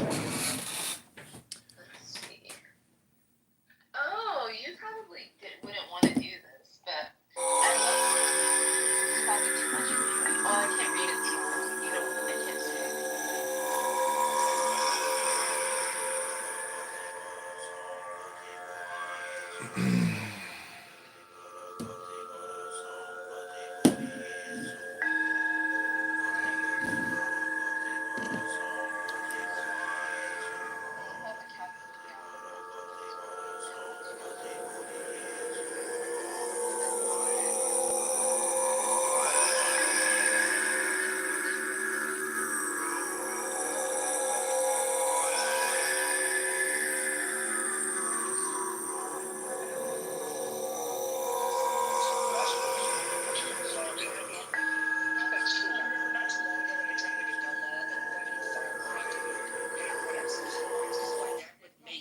Lever action rifles, you know, skeet shooting illegal. Those things are high fire rate. You can shoot like 10 bullets in about a second. Have you never seen? Fuck yeah. Yeah. They were trying to like limit fire rate instead of the firing mechanism, and it was such a big problem because the firing mechanism is what is actually illegal.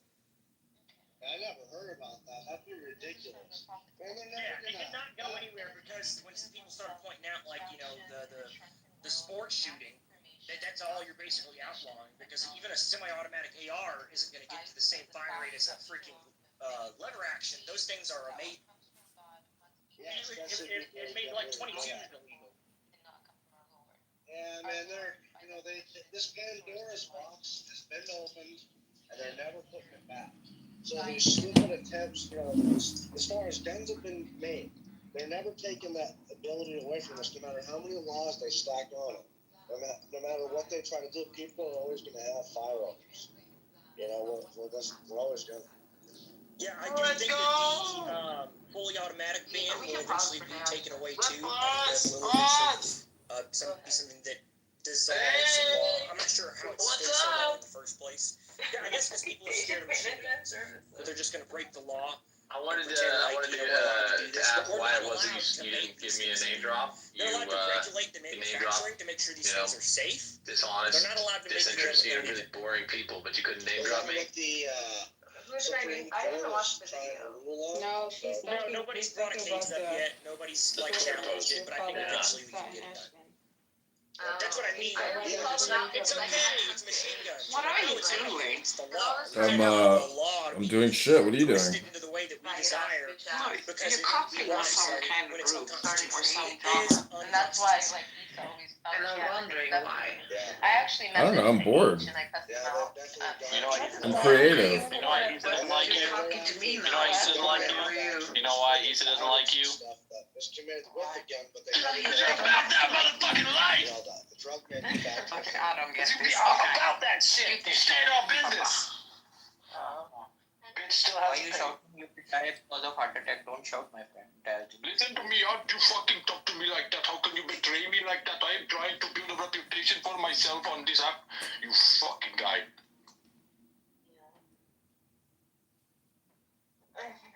Even Abby, my best friend. Hello, Abby. How are you, Oh my Abby? god, where did you come from?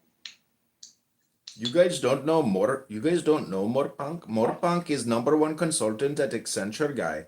He's my good friend. Do not put my good friend in the goo or I will boom this room.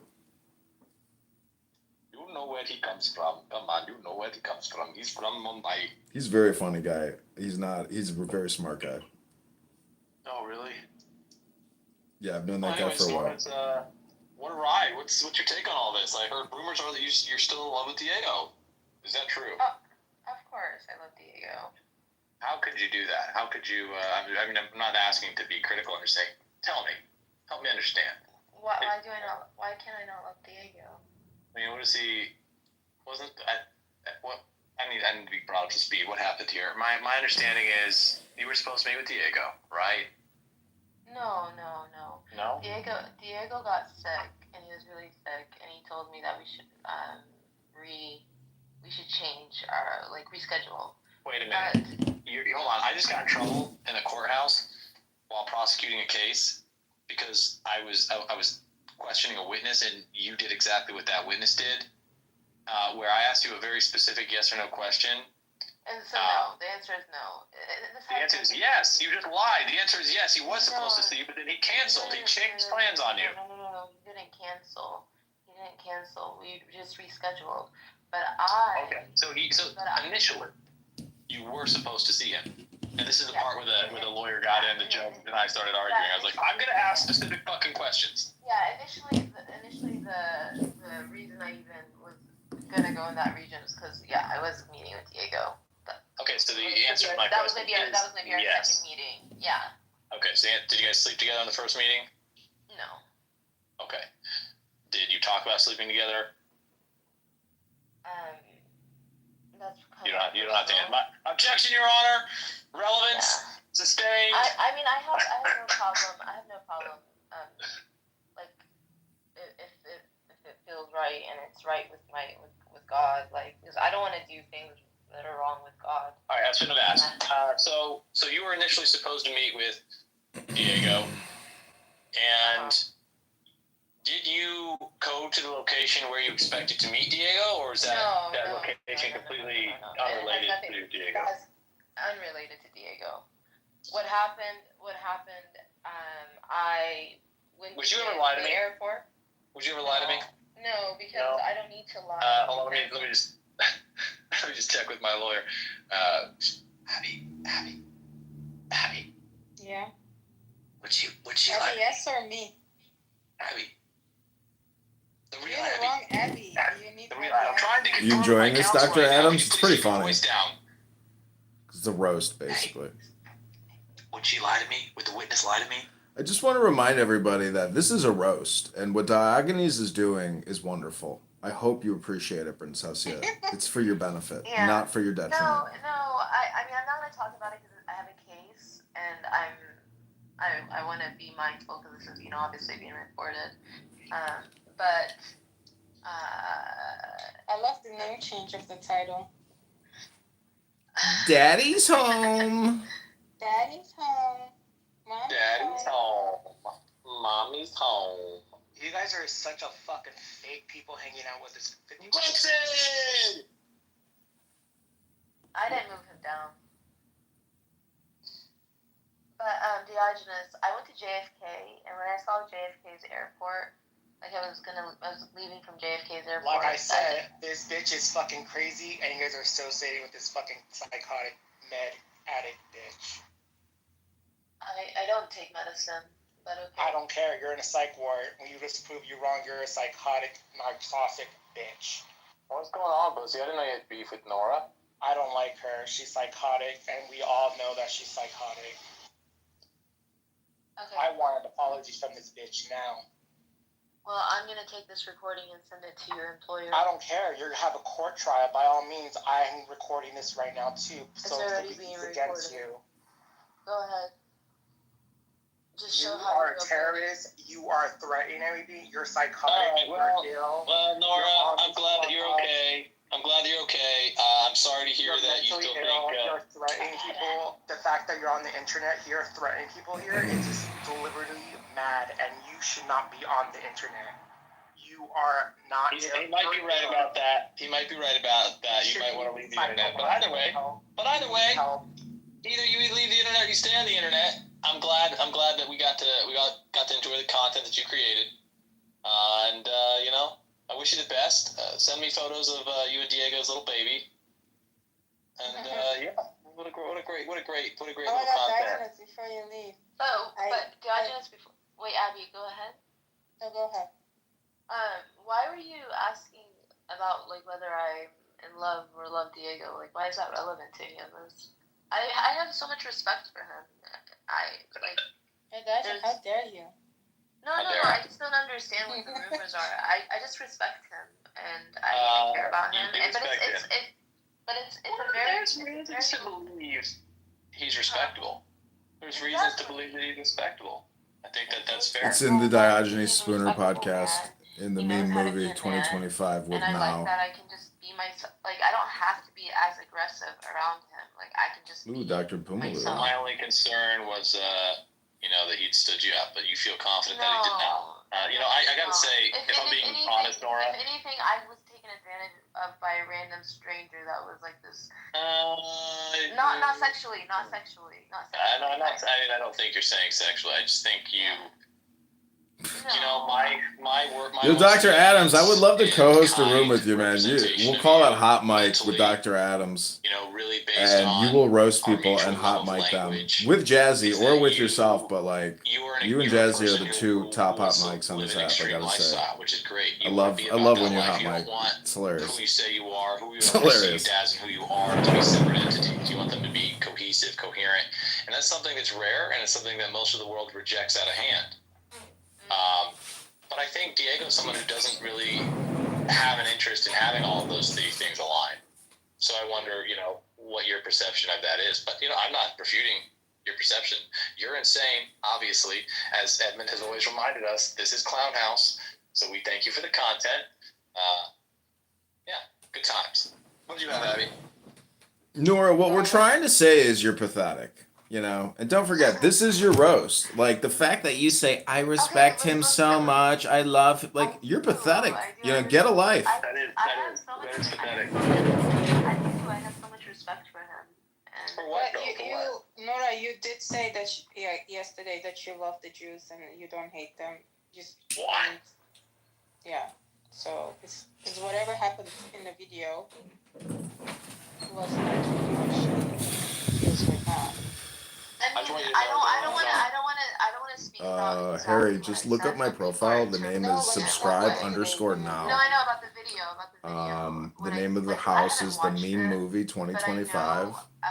Based on what other people told me, that they're saying that I said this. Again, my profile name is now, or is subscribe_now. And I'm like, that's not even like subscribe in private, _now. What I meant. But like on a recording, I'm not going to say what I meant.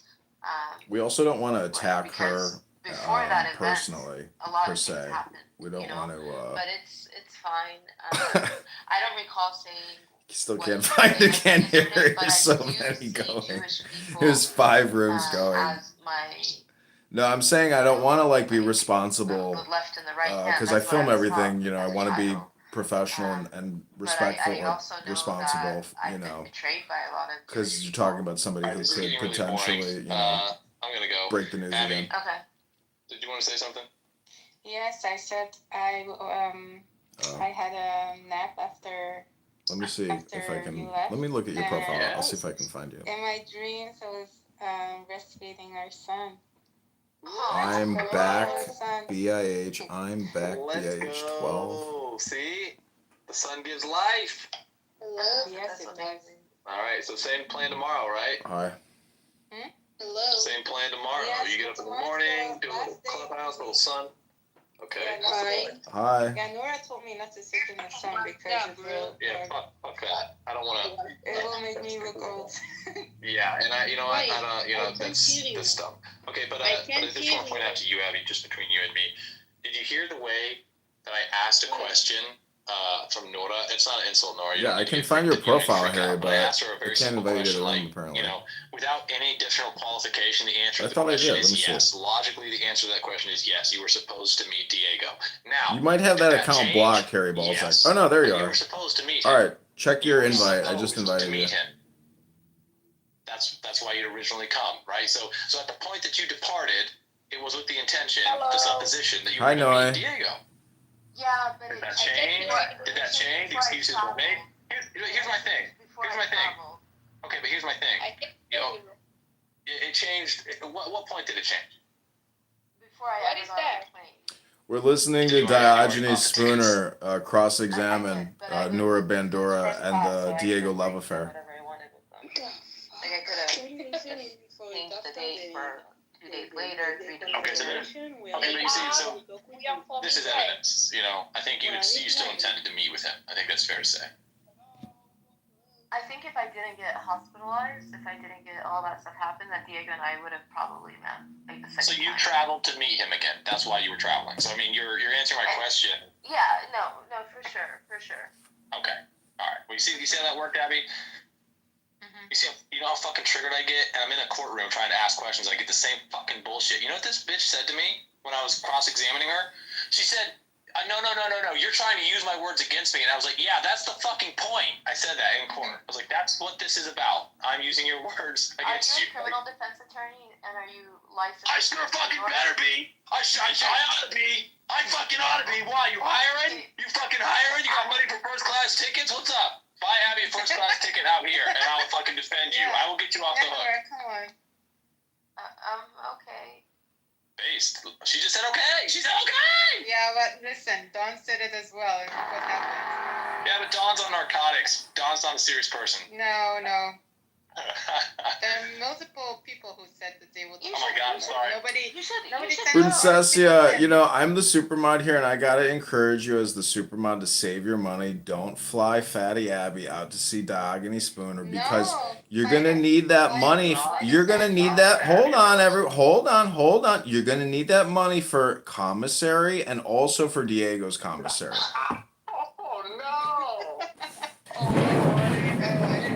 Commissary money. I'll send you some commissary money. How about you use that commissary money for your ticket? Yo, bitch, I'm gonna send her like $10. Like, calm down. Come on now. Bitch. Trying to be funny. It's just how us black people talk. Yeah, we know. I will put money on your commissary though. I've done it. I do it for my employees all the time. I pray that I don't get arrested. I mean, I don't go to jail. Like that, being in a cell, a holding cell. All right, that's not the point. We're talking about something else. What are we talking about? I was just trying to tell you. I was reading. Let me say goodbye to Abby. I'm gonna say goodbye to Abby. Okay, I'm gonna say goodbye to Abby. Isn't that infuriating, Abby? Isn't that infuriating how I start the line of questioning and she starts by lying, by trying to control the direction of the narrative by making making an unfactual claim. No, I wasn't going to meet Diego. Like, no, that's not what I said. Fucking literally going to meet Diego. No, it wasn't about. Tell me many hours would be saved if women were not allowed to testify? Oh my God. Allahu Akbar! I am converting to Muslim. I am a Muslim. I am going to be Muslim. Fuck you. Put your fucking hijab on. You are not permitted to talk to a man. I will fucking slap. That's Hindu. Is that Hindu? Abby, how do I shut up a Muslim woman? She's a Muslim Catholic. Yeah, Catholic Muslim. Oh my God, that's apostasy. Catholic Muslim. That's apostasy. Jesus was crucified.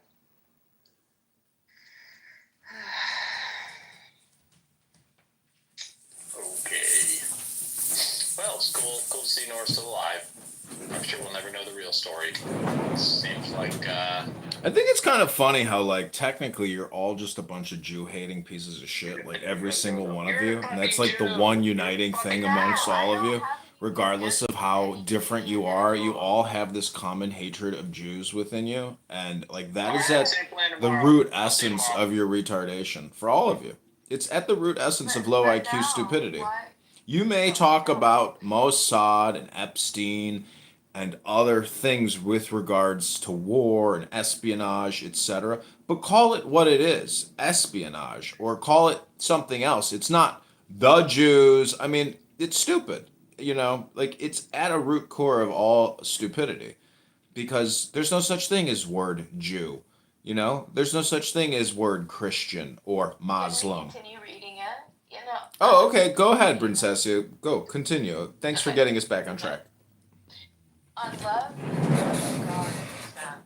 It is so easy to lose oneself in distraction in a shrunken world of mass information, mass communication, and technology. It is easy to lose sight of the fact. Okay, this is where I like turn the volume down and listen to something else, because if I'm listening to Nora Bandura on a Saturday read a book to me, like it's me that's got the problem. So I'm gonna put some meditation music on and let her get her talk therapy on, because I'm a compassionate, nice person who roasts with compassion.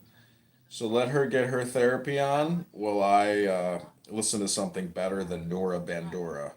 And I hope you like what I play. You probably won't like what I'm playing, and you may want to leave the room and go on with your day. I'd encourage you to do that right now. That's just me. That's just my opinion. So, oh God, can you hear it in the background? That's the worst thing about Clown House is you can't actually turn the volume all the way to off.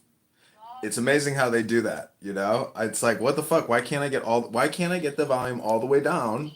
Why the fuck is there just a little bit? You know what I'm saying? What do I want to play for you? Fuck. It's got to be loud enough to override Nora Bandura. So let's do the Lakshmi mantra, because everybody hates Jews. A lot of people make fun of Christians. A lot of people hate Indians, though. I gotta tell you, there's a lot of racism when it comes to Hindu Dindus. A lot of Americans really hate Indians. I don't know why. They're actually very smart. You may not want to go to India, but you may want to work with an H-1B visa software developer, or you may want to date an Indian. I like Indians because they're not Christians, they're not Jews. They got like their own insane culture and religion, which transcends all retardation. It's like the super retards of retards. It is the Marvel comic books of religions. It's the everything, anything, you know, whatever. I mean, it's crazy. I've never been to India. I probably don't want to go to India. But a lot of people go to India and they can't believe what they witness. I could show you things on YouTube of India and you're like, that's from the year 1300. Like they are still living in the medieval world. Just no technology, no nothing. Just incredible, just insane human conditions of unbelievable filth. Just the dirtiest motherfuckers you could ever imagine living in filth. Can't get out of filth. It's tough, you know, 1.4 billion people. It's intense. Nora Bandura has the privilege to sit in a house and read a book. Yeah, I'm live streaming this on 8 different YouTubes, X. I'm live streaming it on 5 different clown houses. I'm a mass distribution of love, of peace, of stability and equilibrium. And in the Nora Bandura and Diego love affair, we witness the divine presence of God. Because when a man and a woman are united in love, or Jew hate online, in a never-ending vicious cycle of self-roasting, of dandruff, of being fat and ugly and aging, Nora is so narcissistic, looking hot. Right, just a couple minutes ago, she had a PTR of her up, looking great. It might be the opposite. Bandura might give him herpes, and he might give herpes to his wife. That's usually how these things work. The husband fucks a prostitute, gets an STD, fucks his wife gets the STD, and then the divorce paperwork gets filed. But does it matter? I don't think she needs to file divorce because he's going to jail, and she's going to take over all the assets when he's in prison, so it's technically like a divorce. I just think it's amazing that Alvin Bragg, who brought down Trump, or tried to bring down Trump, couldn't get Trump, but he could get Diego. They both hate him, but Diego's the one who got fucked. She can read a book, ladies and gentlemen. This woman can read a book. What I like is that she's technically gaslighting people because she's so fucking ignorant and obnoxiously stupid. But your time is up. But, you know, I think she's kind of sincere or authentically retarded, if that makes any sense. Now you can decide what you need. This is because of the imperative of justice, freedom. She's so stupid. I like how she thinks that she's like using my live stream as her recording device. That this is like her reputation management. That's what a lot of people think. They're like, oh, I gotta get on his podcast so I can fix my resume, fix my profile, fix my reputation, clear up my name. And she acts like real cute and innocent. But then you'll see the terror break out, the emotions of Holocaust, of genocide, of murdered babies and starving people. You know why? They say that women with personality disorder are actually more attracted to men for some reason. But I think there's a correlation between beauty and personality disorder. But unfortunately, this old bitch doesn't have beauty anymore. All she's got is personality disorder.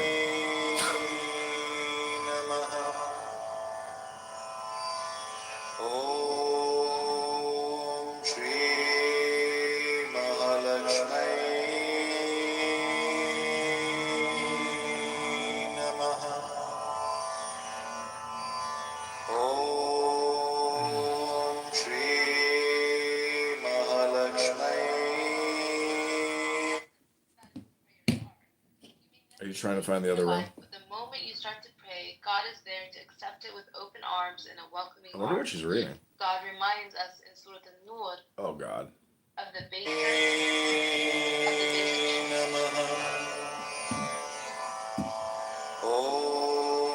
Okay, I'm going to tell her she's got another 60 seconds. Okay, Princessian Bandura Bandura, I can give you another 60 seconds on my podcast. Hate to interrupt, but here's, take another 60 seconds. Go ahead.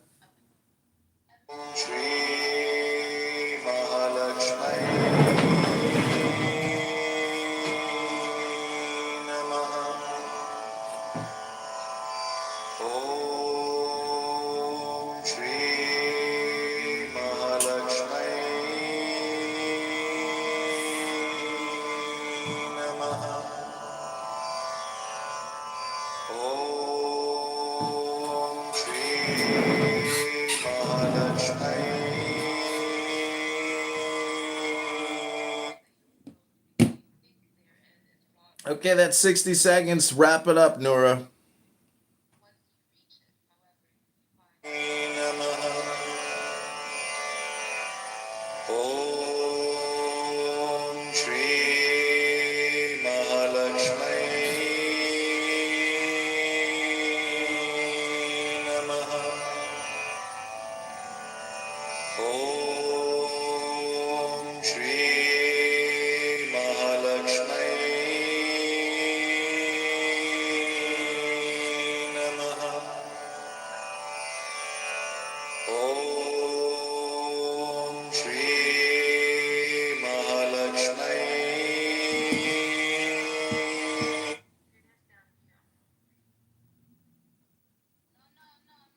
Okay, thank you so much, everyone. Welcome to the new episode of the Me Movie 2025 starring Pepe. Thank you, Brincesia, for warming the room up with your heart-touching and warm and affectionate movie for the man you respect and love, Dr. Don Diego, a self-taught praxeologist, an economist, and a former paralegal and Bitcoin ATM laundromat money launderer. We want to thank you for helping us open our hearts to the possibility of love, equilibrium, balance, stillness, and silence as we explore the self and seek out the secret mysteries of the universe. This is the Me Movie 2025, starring Dr. Pepe.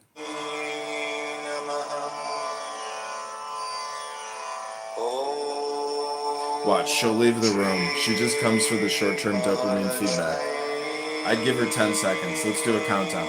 10, 9, 8, 7, 6, 5, 4, 3, 2, 1. Lift off!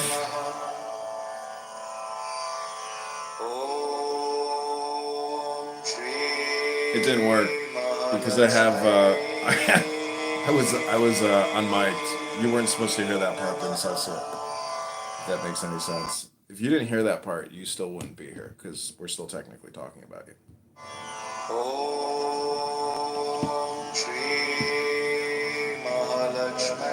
Okay, Julian, I want to get your feedback on the room. What do you think about the live stream, love stream, Dr. Julian? Are you still with us, Dr. Julian? J-Lo, anything you want to add or say? No, you're good. Sorry, Dr. Julian, I thought you were asleep there. So yeah, I was washing my face actually, but yeah, interesting room. Did you have fun? Yeah, the topic was interesting. I hope Nora the best.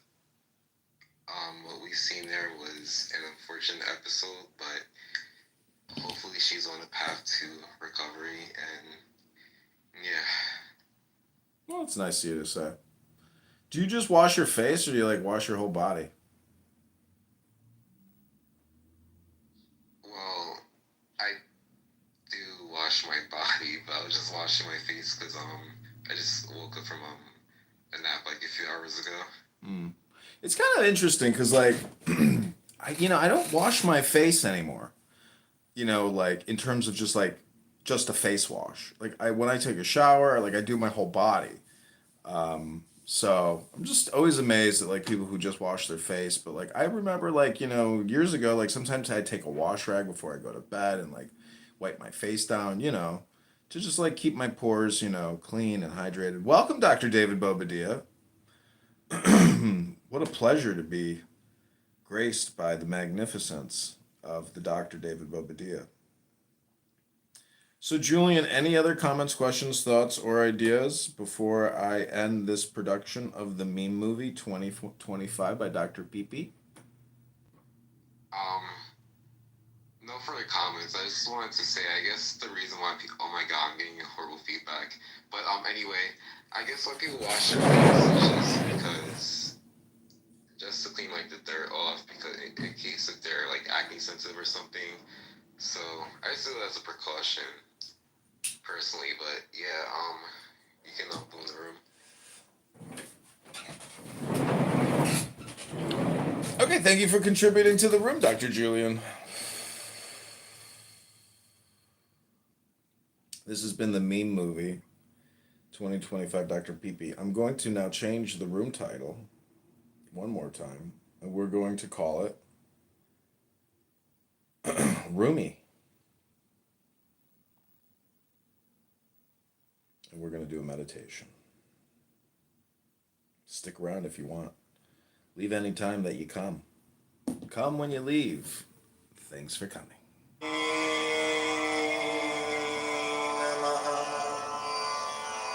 Oh, hi, Dr. Abby. Welcome to the Roomy Room. Sorry, I had a phone call. Oh, that's cool. What's going on? Nothing much. It's, I have like I think a little sunburn now, Oh. and I was tired because of the sun. Where did everyone go?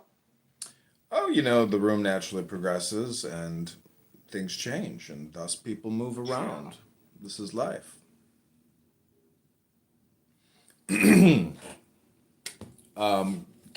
I do a tarot card reading for you? Yes, let's do it.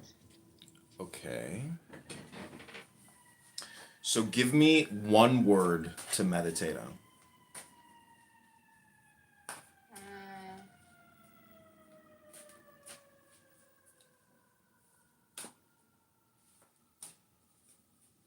Love. Okay, love. Your first card is Queen of Discs. Your second card is Queen of Wands. Your third card is Princess of Wands. Your fourth card is Lust. That's you. And then your fifth card is Knight of Cups. Your sixth card is the Prince of Discs. Your seventh card is the Lovers. Your eighth card is Success. Your ninth card is Adjustment. Your 10th card is Pleasure. Okay. Wow. Those are your 10 cards. Can you repeat them back to me? The first card was Queen of Discs. The second card was Queen of Wands. The third card was the Princess of whatever. Or was it? No, it wasn't. I'll be right back. Keep going. Okay. No, I was dissociating where you was reading. And then the last one was Lust or something. I cannot read all of them. I need to listen one more time and then I will.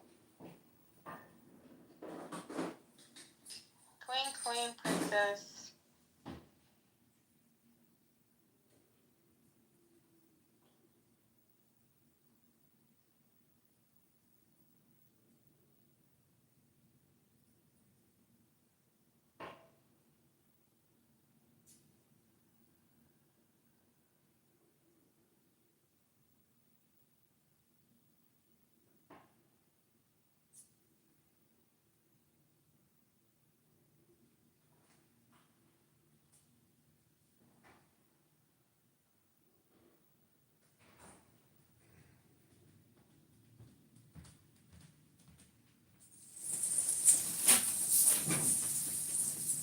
Okay, these were your 10 cards.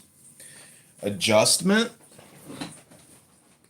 the Lovers, Queen of Discs, Success, Queen of Wands, Princess of Wands, Lust, Pleasure, Knight of Cups, and Prince of Discs. The first card, Adjustment, is the number 8. And it's like a woman with a sword. With a balance. So it's like the scales of justice and equilibrium. And then it has the above to below, and it's all in blue. So it's hermetic. So it's a trump. Above is below, below is above. It's number 8. And it's essentially a woman with a downward pointing sword. And 2 crescent moons, one up, one down, with 2 spheres. It's all spheres. And blue and green with a light yellow and a light green. And she's wearing a mask, so there's a veil. And it all deals with the scales of justice. It's really the sword of Damocles, which is what McZed likes. So justice implies adjustment. It's adjustment. So add and then justment, which is justice. The justice of the men. Add the justice of the men. Something to that extent. That's number 8. And it's a diamond, and it's 2 triangles reflected, mirror image. Again, above is below, below is above. It's kind of interesting. Let's flip it upside down and see what we see. Now she's balancing on her head, and there's 4 spheres surrounding her, and then 2 spheres above her. And the sword is upright, and it looks like she has wings. And on the left is basically a U. On the right is an upside down A. Or you could say upright, it's an A, and then I think the alpha. The symbol for alpha. I don't know if that's a symbol for alpha, but it looks like the Aquarius. I don't know the planets or whatever. I don't know what the symbols are. If you knew what the symbols are, you could essentially say it's adjustment. But when I look through the other cards, not every card has hieroglyphics. Like Lust has hieroglyphics. Lovers has hieroglyphics. Adjustment has hieroglyphics. It's kind of interesting how many variables there are on these cards and how you can categorize them. And that's why it's really like a computer system in the sense that it's like a gestalt, but there's categorizations of cards. I mean, there's trumps, there's swords, there's ones. It's interesting because it's a matrix essentially. That's what it is. It creates a matrix, and the more you work with it, the more comfortable or interesting it becomes.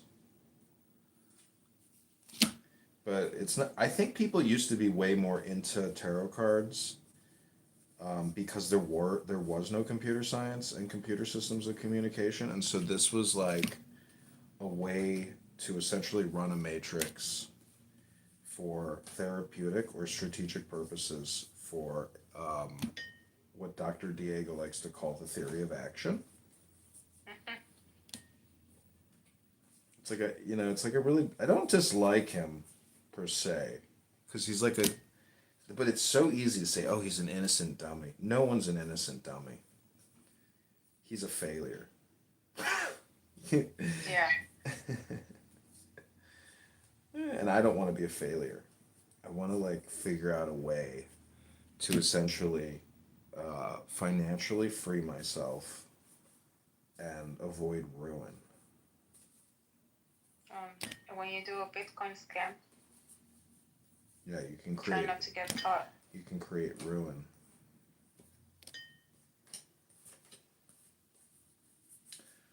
Okay, these are all the cards that have hieroglyphics. I took them all out of the deck. Okay, these are all the hieroglyphic cards, which should, in my opinion, imply significance.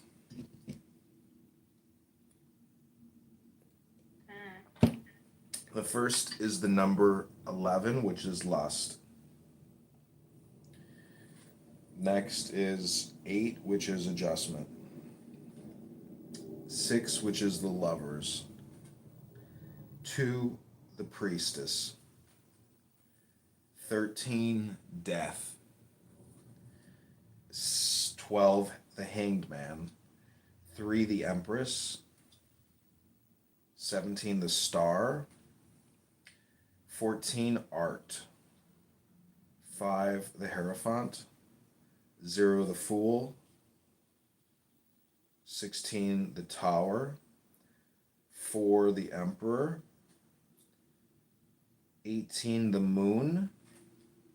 9, the Hermit. 20, the Eon. 15, the Devil. 19, the Sun. 1, the Magus. 7, the Chariot. 21, the Universe. And those are all trumps, which is unbelievable. I had never noticed that these hieroglyphics are all trumps.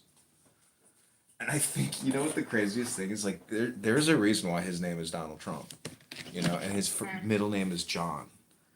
Because it's very mercurial or above and below. John, the forerunner to Jesus, the baptizer, is essentially what would you call him, I guess, in the tarot. But anyways, he is the Hermetic tradition. Anyways, all right. There's more. I can't really explain that one to you right now. Anyways, so if we look at the other cards, it's cups, it's discs, it's wands, discs, swords, There's no sword? cups. It's all cups, swords, wands. Because this is, have you ever played like a card game like Star Wars or Magic, or do you know what I'm talking about? How like they have these like Yeah. card games, like the Pokemon card game, and like the Charizard or whatever is worth a fortune. Somebody just sold a Cheeto lizard that looks like the Charizard or whatever for $90,000. A fucking Cheeto. Wow. So the universe card is number 21, and I'm gonna paint that. I have it up on my wall right now. I already drew it on the canvas, but to paint it, it's a lot of colors, a lot of lines. It's probably the most beautiful card in the tarot deck, the Crowley deck. It's called the Universe. It is a celestial woman entwined with a snake, and then the all-seeing eye Yeah. is emitting light into the tail of the snake. Or the light is the snake, actually. The snake is essentially created out of the light from the all-seeing eye. And then in the corners of the universe is a bull, a lion, a man, and a hawk.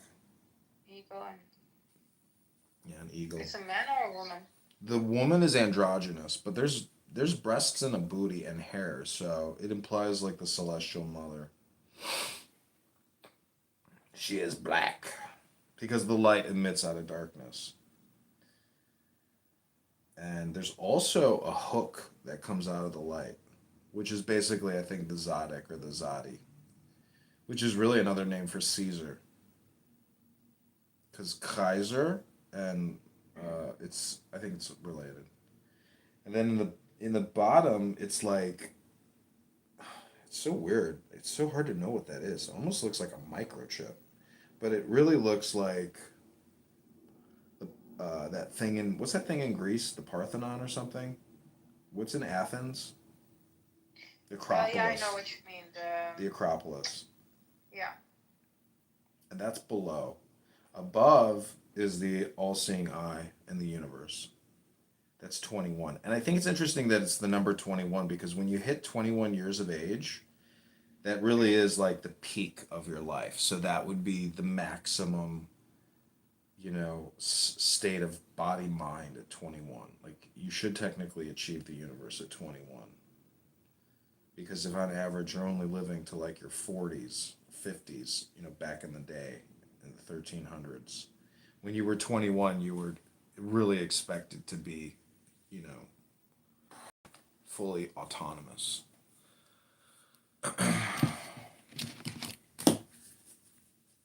Oh, wait, did I miss some cards here? No. Okay, so disc, swords, wands, cups, trumps. Oh, wait, there's a trump there. Oh, that is one. Okay, that's called Fortune. That's number 10. And it's a sphinx at the top. At the bottom is the crocodile. And then on the left is the monkey. And the right is the snake. And it's, number 10. That's a important card. It's a trump. It's tied to a planet, which is the number 4. Do you know which planet that is that uses the astrological sign 4? It's like a curved 4. Venus? I don't know. Probably, right? Hold on, either Venus or Mars. Planets.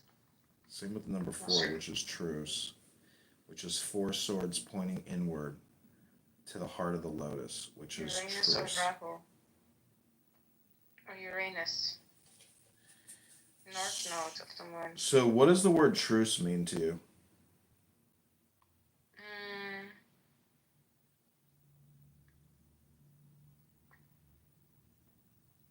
Like whatever happened today.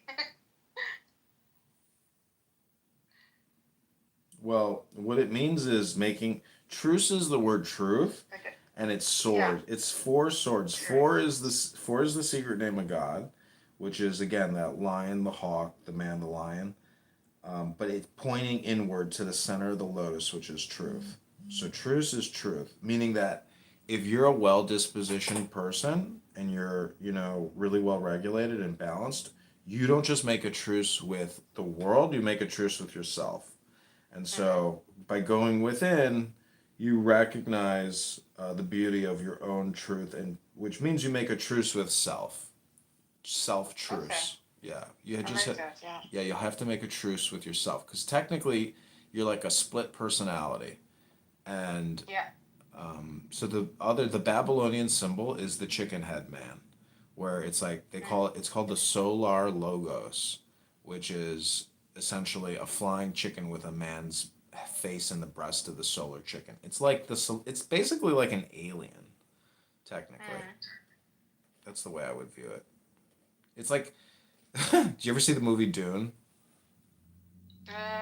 Only the very first one that David Lynch Yeah. directed. Okay, so the David Lynch one, the highly evolutionized brain that lives in the fluid and can do the I think it's called the Transporter Guild.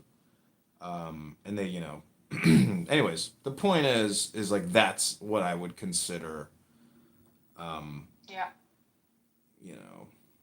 like the supreme intelligence essentially. And so when you look at tarot, and you look at, I guess, like, Jungian psychology, which you could say is like essentially Freemasonry, and the basis of the United States is essentially that type of supreme intelligence, meaning it's pretty risky to fight the king's army. You know what I'm saying? You better have some fucking real intelligence if you're gonna start chucking spears at people, You gotta be really sure of yourself or really crazy. I mean, but which one is which, I mean, it's risky to start shooting authorities. So, I don't know, but that's what happened. That's what they did in 1776 and all the years prior to that. It's kind of a trip, to think that technically the King of England is like the dethroned king of America. Yeah. See, because tarot and I'm the looking Tao. at the cards. Yeah. There's a lot of symbology here. I like the snake that oscillates. Oscillation is also in the brain. Mm-hmm. They So did there's a lot of symbols in the little book. I could read it to you right now, but it tells you the story of how Crowley did his tarot, or how tarot. Just studying the history of tarot in itself is a lot of information. But the Golden Dawn tarot deck, because imagine you're alive in the year 1850, like they were creating tarot decks, and tarot has been around for hundreds of years, and you got to realize smart people used it, and you're talking about the rulers and leaders of society were definitely using tarot at the state level to conduct essentially self-reflection or self-analysis, or using them as like a way to come up with probably better solutions and ideas for problems. Yeah. True. I sometimes use tarot cards as well, like just to get inspiration what to do. So listen to this. This is Notes on the Golden Dawn Tarot by Robert Wing. It says, the Golden Dawn Tarot is the only truly esoteric deck ever to be published. It is also the only deck to reach public view, which was designed for the exclusive use of a powerful secret fraternity, and which includes the accurate tarot symbolism kept shrouded in mystery for hundreds of years by the Western esoteric tradition. The members of the Hermetic Order of the Golden Dawn swore death oaths never to reveal the images of this deck, or the very fact that such a deck even existed.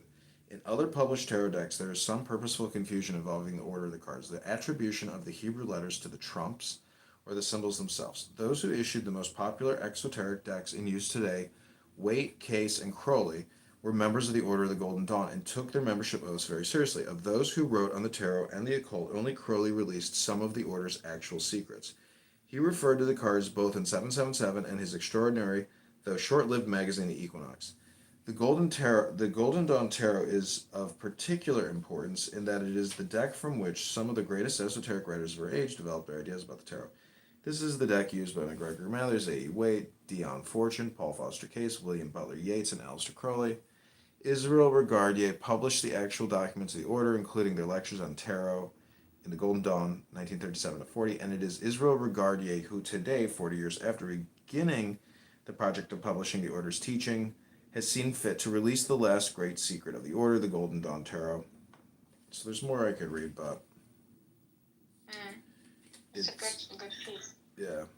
Listen to this part. It says, in principle, the tarot is 78 pictures which are worth more than 78,000 words. They illustrate the energies of the Kabbalah, that body of sacred knowledge which originated with esoteric Judaism. Today, the Kabbalah, viewed in Christian terms by some, in Jewish terms by others, and without reference to any organized religion by many, is often called the Yoga of the West. And those who would seriously pursue the meaning of the tarot must anticipate a lifetime of work, not unlike that which would be expected of a dedicated scholar in any discipline. So it's used to create, magic and balance and equilibrium. It all deals like with the first word that you said, which is love. That was like that was the one word that we were using as the function, I guess. They call it the querent, essentially, like the query of the querent.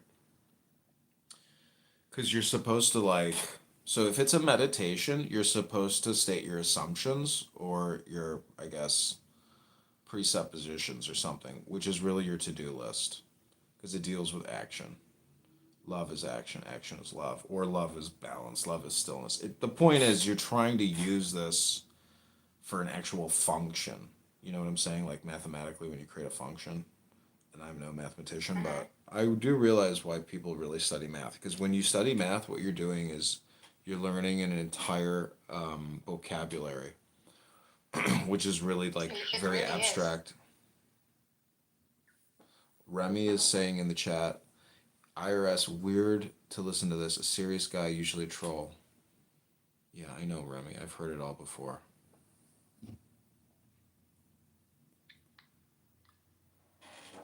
Who is that? You don't know Remy? He's this fat fucking European. Oh yeah, no, I know Remy, the Norwegian guy. Mm-hmm. Why don't you come to the other room, Remy? I don't know. He's just chilling in this one. I pinked you in. Do you think that's fat? No, joking.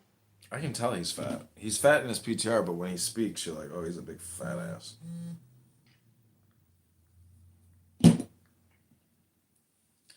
I'm just making fun of you, Remy. I know you may be fat, but I'm getting fat too, so.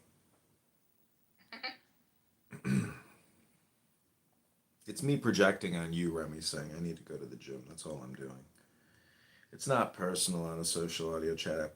I think it's interesting how you can't fat shame people, so, but I think it's very lowbrow and also basically one way to just be annoying.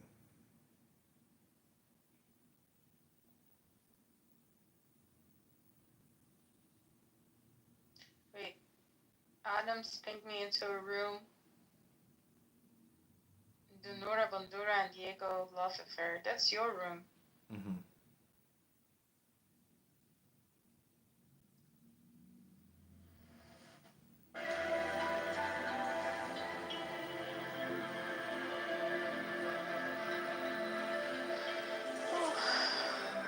What a day. Oh, have you ever heard chakra tuning forks? No, I want to listen. Oh, it's Oh, pretty I cool. think I did once, yeah.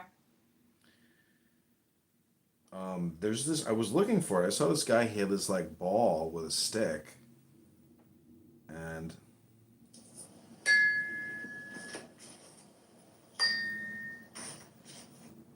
he had this ball with a stick. Is this yours? No, I don't have, I just bought some of these tuning forks on eBay. I should get them in a couple days.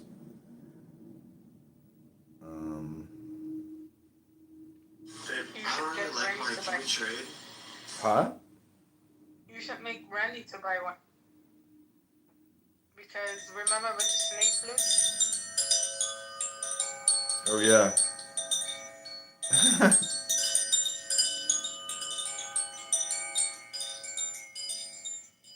And it sounds nice.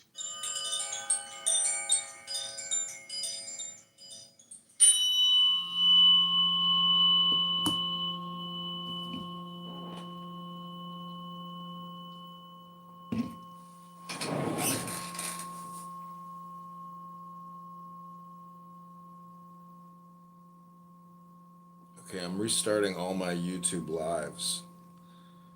I got 8 I need YouTubes. to get up and eat